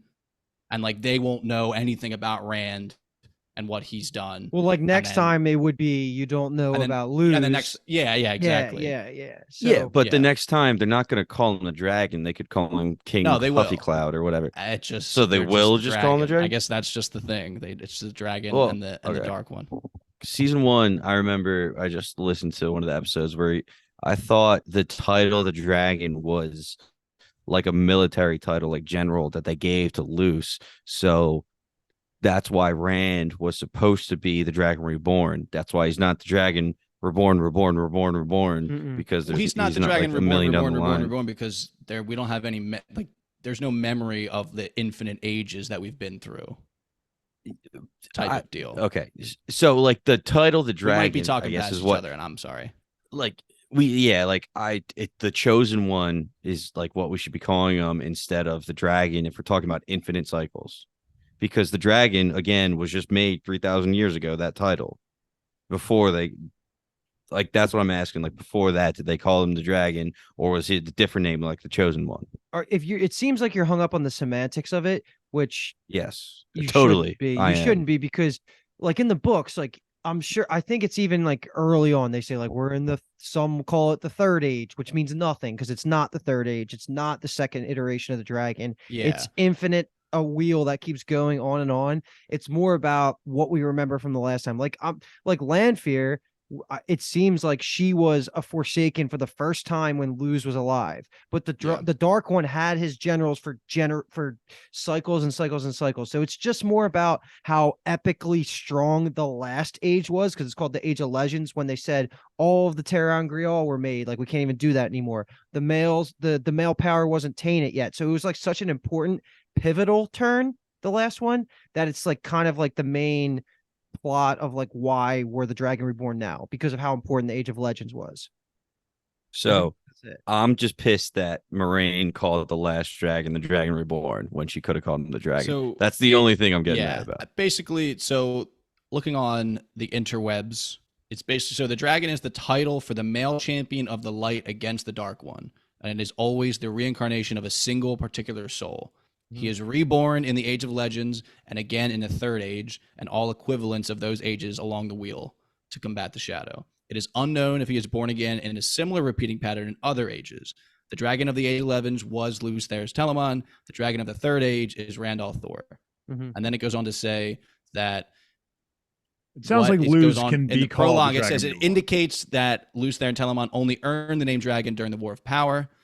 In the same sense that Ashamio only earned the name Betrayer of Hope in the War of Power. And then it says Luz Theris Telamon was never mentioned to be named the Dragon Reborn, is what it says here. So, like, okay, I get what you're saying. It feels like those two things somewhat contradict each other. Yeah, I felt like the first half you had me. I was definitely on that side, and then the second half I was like, no, that's just it literally might just be an intricacy of like there's just something the wheel does that like people just always come up with the name dragon. The writers just fucked up. The Marine. That's just how it should have goes. said dragon. Maybe. All right, sorry. That was a really, really long tangent, but I just really wanted to get that because I was super confused. No, that was And I'm fun, sure that will high level generate- lore to talk about, to be honest. I think that will generate a lot of discussion in the comments as well. Okay, whoa, I am way off the point of my notes. I'm so sorry. All right. That's the end of the Rey and Kyrian storyline. Last comments. Going once, sold. Okay, moving across the Westerlands, Randland to Falm.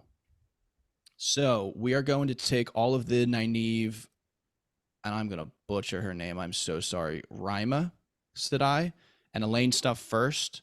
This storyline opens in a classic manner, which is Elaine and Nynaeve bickering loudly, but they are interrupted by Basan and Rima Sedai. So they kind of talk here a little bit about why they're there. An interesting thing is they kind of confirm, quote unquote, that Leandrin's a dark friend. Rima has a reaction to it. Don't know if we want to comment on that, but she says Black Aja. Just love when they say that. Dave was hype. Dave was hype. In my head, I wasn't reacting, but I was physically, but in my head, I was like, just say it. She's like Black Aja, and I'm like, yeah, you're damn right, they're back. He literally said, "I wish I said it out loud," so you knew that I was assuming it was that. I mean, she had the same reaction as Yaska did, which is really cool. That's consistent. Like they hear that one of the Aes Sedai is a dark friend, Black Aja, and they immediately think of all the repercussions that means going down the road. So I just like that consistency where she's like, oh shit, are you sure? Okay, well then all of our sisters are screwed. My note says Black Aja bitches, which is meant to be said like when the 100 when they land on the ground and it's we're back bitches. Yeah, Octavia Blake, baby. Shout out to the 100 fans. If you've been following, oh my god, if you're a 100 fan and you're listening right now, you've been following us for 3 years, shout out to you. Please comment so we can give you love. Please go away. You've heard enough of us. You've heard enough of us. I heard our bad phase. Yeah, you probably heard some incriminating things. Okay, so just some things I like about this is that I just love, this is such a classic Nynaeve quote of, like Elaine's like, stop pacing, and she's like, I'm not pacing, I'm investigating. It's like she just can't fucking admit to like any level of like flaw or anything slap her. like that. Oh my god. Yeah. Mhm. And then I just like how Elaine pretty much confirms, like, she's like, that means she broke Rima said eyes, like that means she broke the three oaths, and Elaine's like, all three of them, baby. I just like how she said that. Yeah. So we then learn after, I guess, Rima Sedai has, and I know I'm butchering that, has kind of processed this Black Ajanus. She's booked them passage to the White Tower with a ship captain that she knows and trusts, and the two of them refuse to leave, which I thought was an awesome scene. I like the quotes there as well, but It hit harder for Elena for me than it did Elaine, Nynaeve. bro. Elaine, sorry, all the names You'll just get there. so similar. You'll get there by the He's finale. been butchering Elaine's I know, name, though. You'll get there by the finale, I believe. But this was great for her. I mean, we already knew Nynaeve and Egwene's relationship, so it wasn't like surprising to see her stay and want to fight. But I just love seeing Elaine's reaction here and wanting to fight as well. Just saying, I never had any friends growing up, and Egwene was literally my first friend. So just love hearing that, and it definitely got me hyped. That mixed with her just like being so good with the power, like she starts immediately starting to touching the Terra Ungrial. This is the first episode where I went from really liking Elaine to really, really liking Elaine. I know, Kyle, you've been on that train since before she even Same for me. before even scene one. Kyle was on that train, but she's been amazing. And I will say, on the opposite end of the spectrum, Nynaeve's like is really starting to come out, and I'm gonna be reserved about it because I am so aggressive about it when it comes to her character in the books. And someone called me out in the comments, whatever. You could never. You don't know her like I do. You could dude. never. Yeah, that was what it was. You could never convince me that book Nynaeve is a good character. But I already have admitted multiple times the Nynaeve show counterpart is by far. I like her so much more. She was frustrating to watch this episode, while Elaine has been a joy to watch. When she's sitting there just putting her hands up, she's like, I can't do this. I'm like, just fucking do it. Just do it. And She can't. And then that part is she a little does it. different. And I knew right away that it was just going to be way too much. Like there was no way she was getting control of that shit. And of course, she blows it. I wasn't mad at Nynaeve there. I was mad at Rima for forcing Nynaeve to get involved. It's like, why don't you two just figure it out if you're so good? Like Nynaeve literally telling you, hey, I can't do it. And she's like, do it. I don't care. Do it. You got it. Useful. And I don't know. Well, I don't know. Let's clarify verbiage here too. The IDOM is the name of what this thing is that's on Egwene's neck, and then what they're messing with too. So if you're going to reference it, it's hard to spell. Gotcha. Too. Yeah. The three of them are just kind of probing it with the power. And then we find out kind of the sad backstory of why they even have it in the first place. I feel like Nynaeve was a little suspicious of why. And we learn that scouts were sent by Swan. So we learned kind of about this in season 1. Got reiterated in, I believe, episode maybe 3 or 4, when Lyanna Sedai and Leandrin had that little cat fight in the room. And we kind of interpret from that we haven't heard from them. This is why. So 2 of them have been killed. It looked like, when she opened her palm, looked like a blue sister and a green sister had been killed. And then we learned that a blue sister had been captured. We later find out that Gray sister.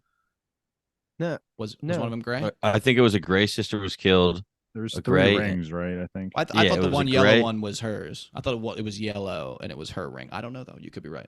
I think there's 4, including the one. The that blue, she gives obviously. herself. Blue, obviously, is the one that got captured. I think there was a gray one that died. I just wanted to get that in there because last episode you were saying you couldn't even name a gray Aja off the top of your head. True. So I like that they were incorporating it. It was blue, green, and gray, plus their warders were all killed. But yes, the blue was captured, which, in my opinion, was a great season 1 plant. Now that they brought the actor back, jumping ahead to the end already, that was a really, really good. I just wonder, it went a long way. I just wonder if like the casual viewer could have picked up on that. Like I'm thinking, like if we didn't have this podcast, I don't know if I would have been smart enough to make the connection that was the woman that was sent to.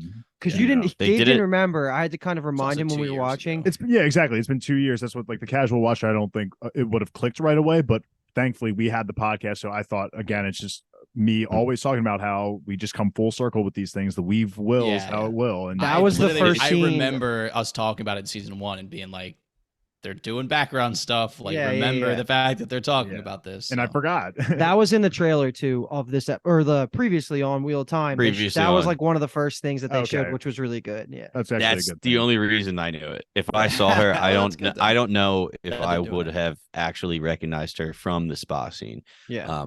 But that being said, I don't. Well, to go back, there was an empty seat when Moraine was getting her here from the Blue Aja as well. There was an empty seat missing there, so that was just really cool that they were super consistent with it all the way through. I remember Kyle being like, "Hey, there was an empty seat. That's just interesting. They put that in there, and then we put it in the notebook." There we go. And the only other thing I don't really understand about this scene and these like sequences of scenes is how much time has passed. Because in the other storylines, it seems like days are going by. Like Egwene's been in that cellar for I don't know how long. I think it's supposed to be days. Rand is jumping back and forth. So if they're supposed to be there for days, I just didn't understand why they didn't. I don't know. It just so they were just sitting there. It makes sense if they're trying to figure it out. They're just sitting on that collar trying to figure it out.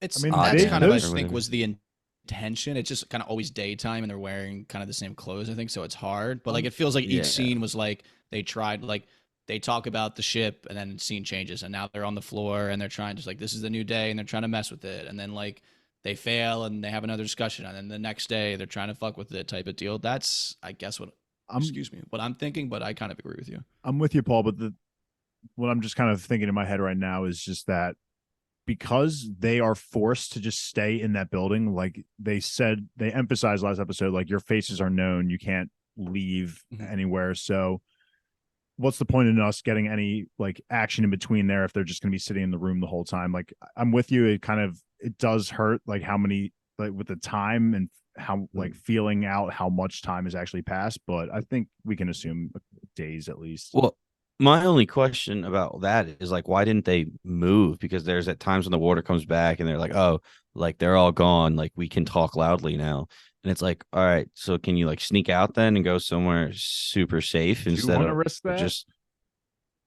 Well, I mean, if they're gone, it's either risk that and stay here until what they give up finally, or try to sneak out when they're gone because they can tell that they're gone. So I don't know. That's what I'm saying is I just wanted to know how long they were there because if they're stuck there 2 or 3 days, I get it. They're sticking it out. But if they're there for like a week, it's like, dude, yeah, you're gonna have a gap where you could try to make one. Otherwise, you're just gonna get found out.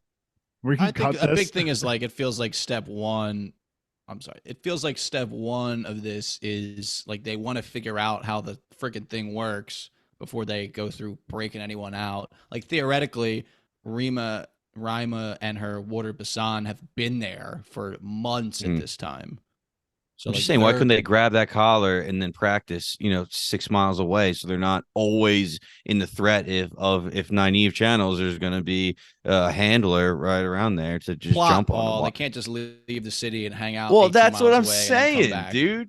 2, I think, important things we learn here is that Elaine, as she's probing it, she says that there isn't a latch or a seam, and she says that it's a terre Grial, which Nynaeve then comments from the peanut gallery and says just like the arches. And then when Nynaeve in that like very brief period of time before she kind of blows that huge power charge into it, whoa, was that Paul's sexiest scene? She says that it's kind of calling out to be healed, and the only way it can be healed is by putting it on a woman. And I just think that's just like a very interesting description of what's actually going on here. I feel like that's obviously more information, specifically Nynaeve's take, than Rima Sedai had learned on her own. Just thought that was like an interesting little thing they give. And then obviously that large power load that Nynaeve dumps is enough to alert all of the patrolling Damane. They ride out and they kind of descend on the hideout. And I just thought the beginning of this, where like Basan and Rima Sedai are like, all right, this is it. Like we got to go out, fall on the sword. Like she hands all of the sisters' rings over to Nynaeve, and she's like, let's get it. And then they go to battle. Her own as well, yeah. I mean, anytime the Warder and the Aes Sedai fight together, they're just making eye contact in the middle of slaughtering people. Just really, really cool.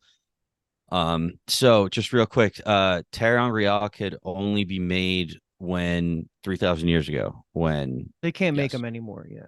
Yeah, they can't exactly make it was anything anymore. They can't make Angreal It was or only Angreal. Yeah. when men could channel. So That is- coupled with how much stronger they were then than they are now.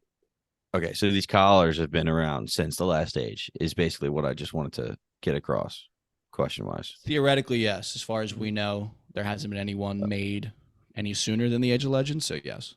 This was just Okay. another gut wrenching scene where I just wanted to throw up because it was just so painful. There's also a lot going on in with this scene as well. Like obviously the Gawain scenes are weaved in through all of these scenes that we've been talking about. So they're really just ratcheting up all of the like So emotional trauma baggage that's happening. Yeah, and I know we kind of shit on Nynaeve a lot, but her reaction to seeing Rima and her warder go out there, and then Elaine kind of forcing Nynaeve to hold back and not go out there and make a sound because for the better, it's just better that those two get caught, take the fall, and then they save everyone. It was just so brutal, and Nynaeve definitely knew that this was all on her. So hopefully this is kind of like a wake up call for her in the sense that like maybe she starts practicing a little bit harder with her. I'm sure she's been giving it her all, but this might be a little bit more of a wake up call. Like I need to be a little bit more, productive in these situations rather than a threat. How about the fucking Sean Chen pretzel that we got at the end? That was amazing. Dude, and the hourglass weave that she did it. That was so cool. That was awesome That just to was show you how brutal the power can be. Like we knew like Lanfear crushing the guy's head last episode, but you can do anything with the power. That was so a wild. preferable death. Oh yeah, Crush my head. Yeah, Yeah. 100%. For sure. Less than a second. Hell yeah. I'll Not take for that. Paul. Paul said he would rather get his mouth sewn. Yeah, true.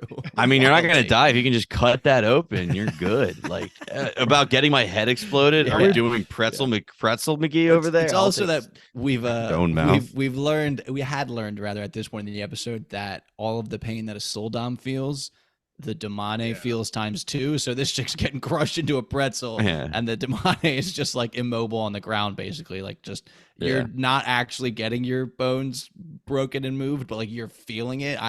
Awful pain. The worst thing I can think of. That's why I was like, the only reason she's not flailing around is because she thinks she's paralyzed right now.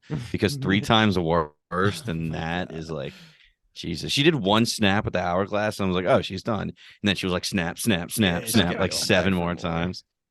When got she caught crazy. the arrow, I was so fucking mad. I was so bad. I That's wanted also to like freak out. that was like such a great callback to the books where that's always the example of like, oh, Aes Sedai are invincible, they have the power, and it's always like if a fucking archer unseen hits him with an arrow, like that'll kill them just like any regular person, and they literally demonstrated it perfectly in this scene. Yeah. Obviously she didn't die, but like the impact that it had was there. Oh, And it shout out was to fucking her worse. warder, Basant, dude. His sword was sick too, and he was taking on a Oh, bunch yeah. of people. Not shout out to him, dude. He like yeah. he Well, just also, yeah, Yeah. before that. Twofold. Because 1, now she has to suffer. And 2, the Sean Chan have an unbelievably powerful Damane now. Mhm. So it's like twofold, you fucked up there. Yep. And I don't know. Her Soft. crying out as the collar was going on, I couldn't take it, man. This episode was horrible. I would Yeah. slit all your guys' throats easily to save you from being a demonic. Yeah, Don't me worry. too. Don't worry. I got Don't your worry. back too. We're making the pact right now. Yeah. Jimmy If wouldn't any be of a us part get this. caught and Nah, they're about to Jimmy become a demonic, we'll kill the Jimmy other would not be a part of this. He would Eh. just suffer. Let me Goes back become a to Damane. You want Wait, to is that back to the zombie thing? Last of Us? Yeah, He he's like, said he let's Yeah, would let Jimmy him will let never us he will zombie. never live that down that he said he wouldn't tell us if he got bit. I listened to that episode. I was dying at work Yeah. when I was listening. He's such a scumbag. And he was serious too. Do not let him convince you that he wasn't serious. I think that's kind of all I have. Just very, very, very, very emotional. I like Yeah. that Nynaeve and Elaine kind of look on together and hold hands. They obviously had been bickering and butting heads a ton up until this. This is like a terrible way to get an emotional connection to someone. Shared but, trauma, like, baby. Shared clearly, trauma. yeah, they're kind of trauma bonding a little bit by having to witness this and see what happens. So I feel like that will spur their relationship on as we move into these final 2 episodes. Talk about a trauma bond. Okay. So, So fuck, bonded. speak about a trauma bond. We're going to move into the Egwene Yeah, storyline. literally. Do you want to rip the loyal thing first? Yeah, yeah, for sure. Our little egg. We'll wait till we get to her. So we get Surath, the most relaxed we've ever seen her. She's joking with her little private circle about she has more Damane than Turok. And she says, if we measure wealth in Damane, then I have more than Turok, which I thought was an interesting line. And then she shows off her new Daka veil, which is basically slave, just another word for it. And she does this by forcing our boy, Loyal, to tree sing for the group. And I was shocked by this. Not fun to watch, but to seeing tree singing was kind of cool, honestly. Oh, selfishly. Yeah. I mean, the only thing looking back on the episode after having seen it all, I mean, I don't know how relevant this is, but it felt symbolic in a way that, Loyal sang and then the tree kind of grew, whereas Egwene was now forced to kind of burn. Yeah, was forced to burn the tree that she cared for, from herself. So just, damn, bro, parallel. This episode had you in your emotional bag. And you really didn't even mention your boy. My boy, is she? Ingtar. Ingtar, not Ingtar. We don't know what that is. But more eyeshadow than I've ever seen on somebody. But Loyal singing to the tree, I was just like, Druid. He's a Druid. Like if he played Baldur's Gate, he's definitely picking the Druid build. Me and Loyal would definitely get along. Yeah. We're both Druids. I don't have any other comments, but that's just awesome. Yeah. The tree singing is awesome. Surath getting pissed when everybody starts actually liking it, and she's like starts clapping. She's like, all right, let's end this shit. Attention back to me. She sucks. Mm-hmm. Yeah, she's the worst. The big comment I guess I'll make, maybe two. What a voice. Was that a baritone, Paul? I'd say ultra baritone. Oh, I love it's not even a thing, but I'm making it a thing because it was that bass? Would that have just been bass? He could be. Well, no. let's just say Loyal would be a pivotal part of any acapella group. Excuse me. Okay, we're gonna. And then the other thing is Ingtar just kind of talking about, I guess, the information that he's gathered. Turok has a room of curiosity. The horn is there. Not many guards there, which is an interesting thing. But Egwene is being held at what we learn are the kennels, where there are lots of guards. And Ingtar is obviously on team the horn. I don't care about Egwene for the most part. And Loyal's like, nah, bro, we can't leave here without Egwene because Loyal is an OG rider. And he says that there's a little steel underneath that exterior. So if anyone can survive, she can. And holy fuck, it's going to be tough for her to do that. Because start of her storyline is that she gets dragged into her cell by the fucking chain and the neck piece by her Soldam Rena. And we kind of begin to learn the brutal truth of her situation. So we learn some kind of things about how everything works. So the Damane, like I mentioned earlier, feels 2 times the pain that a Soldam feels. The Adam cannot be removed, not by a Damane, that is. And yeah, those are the kind of 2 things we learn here. Mm-hmm. And I guess that that the Damane, or I'm sorry, but that Soldam can like actually send pain through it. Like she can send pain to Egwene without Egwene having to really do anything. They can't touch the leash when it's like yeah, put on the wall or put anywhere. They can't touch their own leashes. Can't think about anything either, really. Yeah. Well, it's not, that's not what it is. It's you can't think of anything that you. Well, I know. You can't think of hurting your but you pretty much are. You can't. You're not a free thinker. You can't. I mean, you can only be obedient. The only way to not be hurt is to be obedient. And remind me this girl's name again. Rena. Renna. Renna. Parameter thinker, not a free thinker. You can only think within certain lines. But the way Egwene does like the wrist break when she goes for it, it looks really good. And it makes so much sense when Renna starts talking to Egwene and she doesn't treat her as a woman. She doesn't treat her as a human. She's a Damane, which is not even an animal. It's completely different. And you know, she even says you probably thought it was probably heartbreaking when you thought you were a woman growing up and all this shit, but then you realized you're just a Damane. Yeah. She pets her head, like she literally scratches her hair like she's a dog, like scratching behind the ear. The fact that it's called the kennels in general, the fact that it paints the Swanshan as this group that sees these groups of individuals as just not human is insane. Swan What do you- Chan. Did I say Swan Chan? Yeah. Sean Chan. Bro, it is fucking Jackie's Jackie Chan's son, Sean. Sean. No. You should You just would- write you would it at the Swan top of your Chan. notes.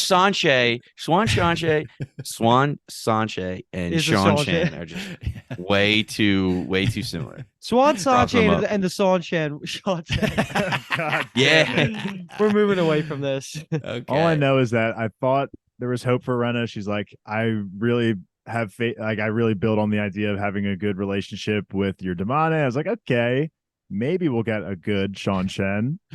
And that just was totally inaccurate. I fucking hate Rena, that's for sure. Yeah. Do you hate her like as a bad character, or do you just hate her because it's like Ramsey Bolton? No, Like no, you it's want like Ramsey revenge Bolton. porn Yeah, now. like I hate her. Like I want everything Egwene is thinking, I want to actually come to Okay. Yeah. fruition. Like, Dude, I mean that next where like we get the kind of her dream, I guess, scenario when she walks Oh, it in happened, and and I she was can like- beat the shit out of her, and I was like, oh my god, and we get a cruel reality that it it's happens, and I'm like, not a oh, thing. best case scenario. This is exactly what you would want to do. Yeah. And then it was not that. I got so just baited. ripped it away from I us. got so baited. I Dave. loved every second that Rena was on the screen. If I'm being honest, Yeah. I thought she was fantastic, and I'm extremely excited that To we hate get on the her. build up. Yeah, exactly. Excited to hate. on her. Sometimes I almost love hating on characters like Joffrey and Ramsey as much as I love loving characters like Jon Snow. You know, like sometimes it's just that great. And I think Rena is fitting the bill as somebody that's just, she's competent. She's an asshole. I'm just Hurt the begging for rough. some revenge. Like, and she's also just like a good actor. So like all around, like Rena seems like a really good addition that I can see is somebody we're going to be talking about. I for don't every feel this episode. passionate about hatred unless like the actor is just doing a phenomenal job, like Luke Yeah, said. Like yeah. I wouldn't hate her as much if the actress wasn't doing her job here. Question, Dave. If they convince her, Rena, that Damane aren't they're actual people, they're actual women, and their views are wrong, would you give her a second chance, or are you still killing Rena? I mean, no, I'm killing her. It's Like, only been a week of torture. Yeah. I could buy it. I know it's only been a week, so I'm like, I'm willing, I guess, to give the redemption, but like that, the last scene that we get of her is so just ingrained in my brain. I'm like, Yeah, it's tough. I want Egwene to just pretzel bend her so badly. That's what I want. Two Another, like, things. I guess super. interesting thing we learned. I'm sorry, Paul. It's just that like another wrinkle to it, which is even worse, is that a Damane literally you can't physically touch an object that she believes is a weapon. Mhm. Which is like, imagine your thoughts was- just like kind of getting away from you a little bit, and then it's That just was like the cherry on excruciating top. pain for like 20 seconds. Like, oh That my was the god, cherry on top of the whole episode. Is like, okay, yes, she's a slave. She gets beaten down a lot. Okay, brutal. We've seen that a lot. But the fact that she can't think about even Yeah. wanting to escape is that's just the worst thing you could possibly imagine. I'm sitting there. I'm like, again, just reek vibes. You're just Yeah. trapped in this mental game of you have to be obedient. It's what makes the item such a unique fantasy concept. It's that so is fucked up. Angers me and it's so fucked up, but like I love it at the same time. Yeah. They dropped the okay. line of affinity real quick when they were talking about the two of them actually working together, like burning the tree. And the way she said that affinity. day was a tough day, for sure. Yeah, she got. I mean, like, Or just like that, yeah, like the affinity where like it's like kind of positive and then it just ends again, same spot. Like we're just broken down again. In my head, I thought it was like kind of like Pacific Rim, where you have like the two people in the control room and you kind of like share thoughts, because she's given the rant. She's like, oh, while Egwene is trying to burn the tree, whatever, she's talking about how, you know, we're one, we're together, we kind of feel each other out. And like she was building it up to be like at the end of this accomplishment that Egwene does, that she was expecting Egwene to have this like sparkle in her eye of like, oh, okay, now I see what you're talking about. Hatiko. But if anything, she seemed more afraid or more like pissed off after doing that whole connection with her. So in my head, I kind of thought like maybe she had access to like Rena's, maybe not thoughts, but just like could feel her personality and just could really tell that she was just an awful person. Because again, Rena just seemed like surprised that after all that, like the rant, and she accomplished burning the tree, it seemed like she was expecting Egwene to just kind of give in to the Damane, and she didn't. And Egwene again just looked more pissed off after doing that than she had previously, which again, she was probably already pretty pissed off. I want to say some comments here because just Egwene was fantastic. I was rooting for her so hard to just keep resisting. I knew the inevitable was going to happen, but she made it through almost 4 lessons before she actually, like, which might be 4 days. They didn't do a good job of showing the timelines of what was really going on, but all of that Egwene acting was great. Like you could feel it. She had so much hatred just every time she walked into the cell. And then you couple into the Rand dream we had in the middle, like that kind of was in the middle. I think it was like after the second day of lessons for her. So that made her go even more like mad. And then at the same time, we're also hearing in the next cell over, who we were alluding to earlier, the blue sitter, Megan? Migan, I believe. Migan. Yeah, she's like even like kind of repeating herself and just saying Damani mantra. So Egwene She was was like literally just reciting the rules over and over and over again. all of this is just perfection to show like how crazy the Seanchan are when it comes to Damane, and it's just very entertaining. Some lore pieces, and Kyle, just pick up whatever I miss here. We find out that an Aes Sedai or a Marath Damane, which is what their name for them is, was the first person to create the collar. Like back in, I don't think they really specified, but a sister was the first one to create the IDOM, which adds another wrinkle of interesting. I don't know how much we'll get about that, but basically all this just to say, like, the IDOM is one of the most interesting ter'angreal in Wheel of Time, and it's just, you can see how powerful it is. So all this shit was amazing. It got my blood boiling. I never want to watch it again, but I loved it.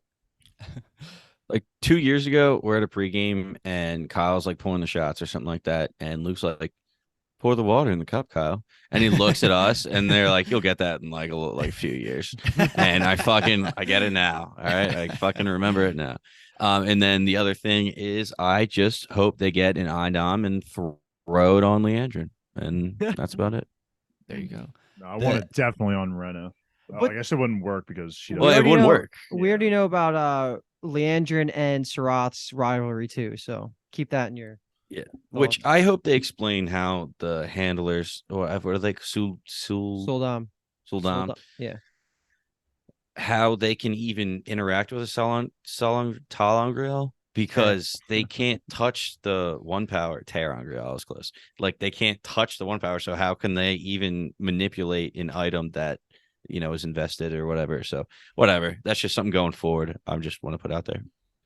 Yeah, to piggyback off of Luke's take on the Aes Sedai origin, I thought that they flowed that like so perfectly into kind of this theme that they've been having for Egwene this season, where she's not as powerful as Nynaeve and stuff like that, because Rena kind of says like the novices at the White Tower are pretty much slaves. Like, we want you to use your power to the fullest extent.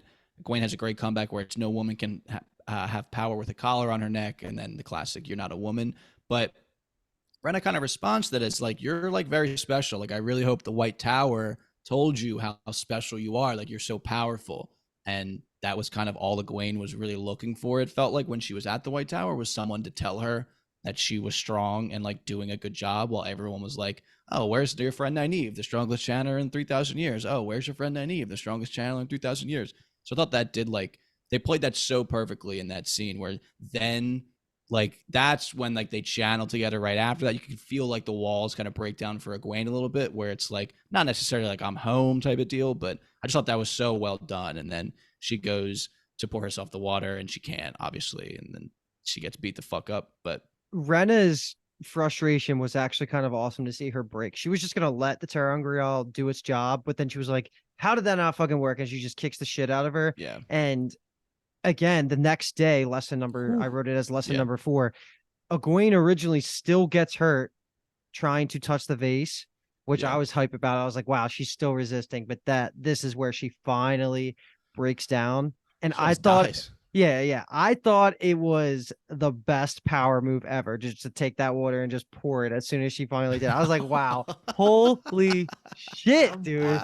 Rena ripped just her skin flayed from her body so badly. That was just like so annoying to watch her dump that out. I just couldn't imagine being Egwene just sitting there like, I just want to murder you so bad.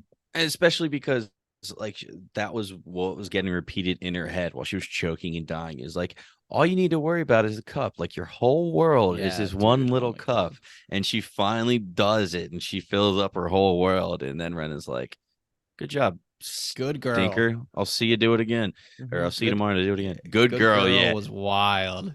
Again, just the dog aspect of it in the kennel. Good girl. See you And- Oh tomorrow. my God. Another little wrinkle that I think they should have put more emphasis on was the fact that Egwene was getting no food or water. This was her touching water for the first time in 3 days, whatever it was. I And she thought just you were starts gonna. like chugging it.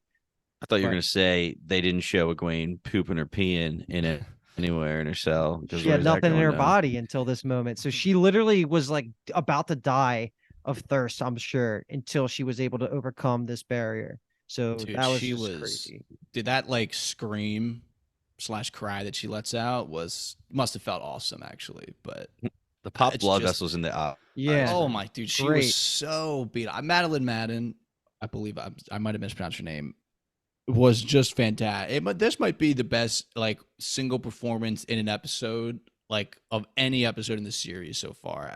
She was just so believable. Like Paul, when you said like when she's like twisting herself, like she's obviously just doing that. Like she's acting that. Like nothing's actually making her twist up like that. Like everything was just so fucking awesome from an acting perspective. Not fun to watch, obviously. It was terrible Best what's happening to acting her. besides shirtless Masima. Yeah. Okay. Yeah. Okay, Besides okay. that. As long as that was Yeah. just on set though. Shirtless Rand. I was gonna say either of them shirtless. Rand's top 3. Either of them shirtless, I'll be like, that's some damn good acting right there. That's some damn good acting. Just standing there. I Shirtless I also Ben? thought the music in the Egwene scenes was really good. Music. I literally my note is the music.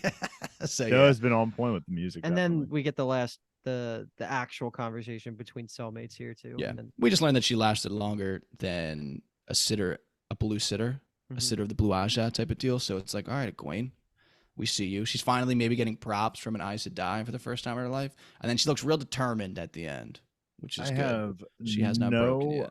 idea how the frick they're gonna get out of this. You need an army to do anything, and I don't know where you're gonna get that from. I'm the episode ended. I don't even know where to begin to think on how we begin to formulate an escape plan for Egwene. Elaine I mean, and Nynaeve have zero information. Inktar and Loyal have the most information, and they are completely separated from everyone else. Like, Yeah. I And don't know. Inktar is only worried about the horn. I don't know. The only thing I could think of is you just get Nynaeve angry as fuck, and she's just like a nuke. You throw her right to Just the throw walls her of into the the prison, kennels. and just like get real mad, and just explosion. Everyone's free. That's they're it. like, land's ugly. Chuck her in there. She just blows Yeah. up.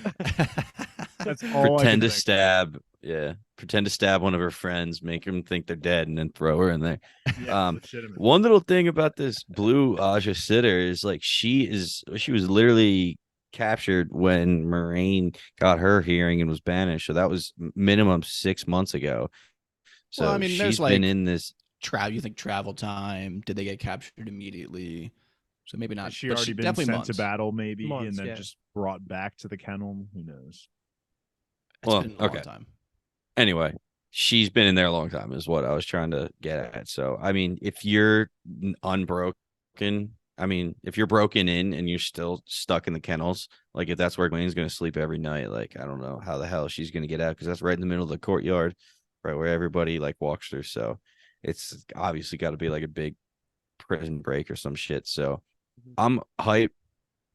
Well, yeah, I'm hyped because I know something's going to go down. I don't know. 2 episodes. I'm like man. getting nervous.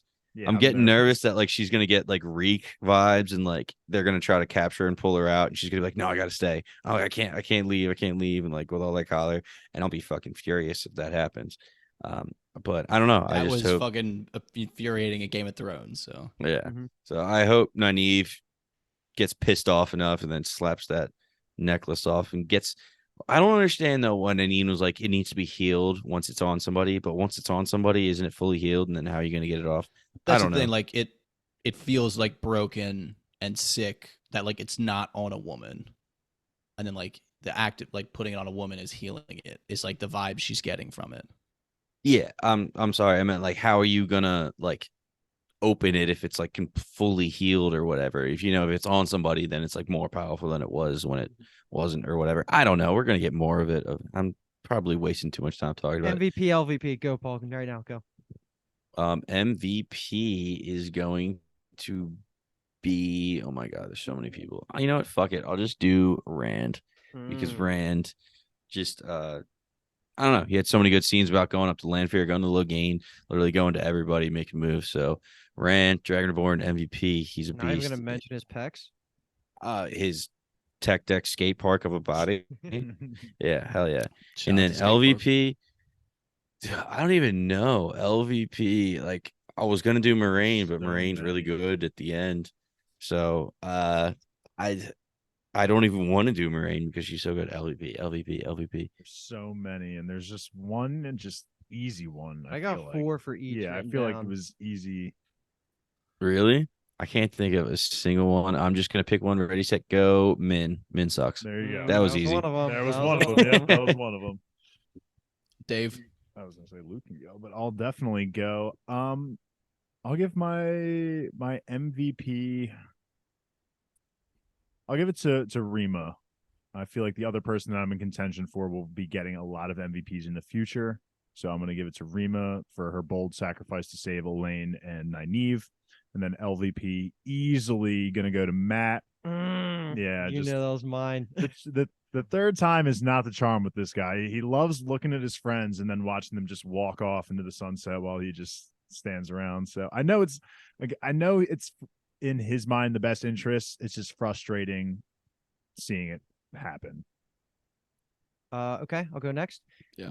I will predictably take Lanfear as my MVP. I don't really need to say much more. I've already gave my spiel at the beginning of the episode. My LVP was gonna be Matt because Jesus, man, and like the frustration I felt about Matt from the books, like was kind of coming out here, and that's what leads me to my next LVP, Nynaeve. She is hitting me where it hurts. She knows I'm sensitive to her as a character, so I hope she reels it in a little bit because Elaine has been stealing all those scenes. I need Nynaeve to be cool again. So those are my MVP and LVP. My MVP is going to be, it was going to be Elaine because I didn't think I was going to get my real one. That was going to be mine. But because she's just an OG rider, baby. She's just calm in the face of the storm. But mine is going to be Egwene because she is just a beast. I feel like she showed off just like a level of grit and determination that we haven't yet seen in the show yet. So while she's on the back foot and she's down right now, hopefully she rises from the ashes like a phoenix. And then my LVP is going to be the other side of that coin. Yep. And it'll just be Rena because screw you, Rena. What are you doing to our girl Egg? And also, you're not even like a full tatted Soldom yet. You just have the little lines traced on your face. So like, get in your place. You don't even deserve that full tatted I like face. the lines though. I mean, like, I guess it's gonna be like if she actually breaks Egwene and Egwene is like a great Damane, then like she is like worthy of like the full tatted She face. gets her wings. Yeah, basically. So, I thought she'll knowing never get him. Dave, I thought he was gonna say MVP Logain just for that teacher moment. He was in contention. He was definitely there. All right. Pat and Fane. Yeah, Yeah, in Didn't the make an background. I'm sure he's appearance. killing it in the background somewhere for sure. I'm sure it's always a worthwhile MVP is pick. always, I don't have to say it, but it's always going to be Ishii and Pat and Fane. It's just, that's it. You could This say is it was my a third. bad Shamuel episode. Okay, Yeah. that's going to do it. Episode 6, Eyes Without Pity. We are 3/4 of the way through the season, which kind of sucks, but we're 100% of the way through this episode, which also kind of sucks. And we got to go watch some Thursday Night Football. So if you like what you heard or what you watched, if you're being a cool guy or gal or whatever you want to be and watching us on YouTube, give us a like, subscribe, comment. Best way to support us is just doing that. We love you and thank you for listening. And we are Bingetown TV. We love Rand's abs.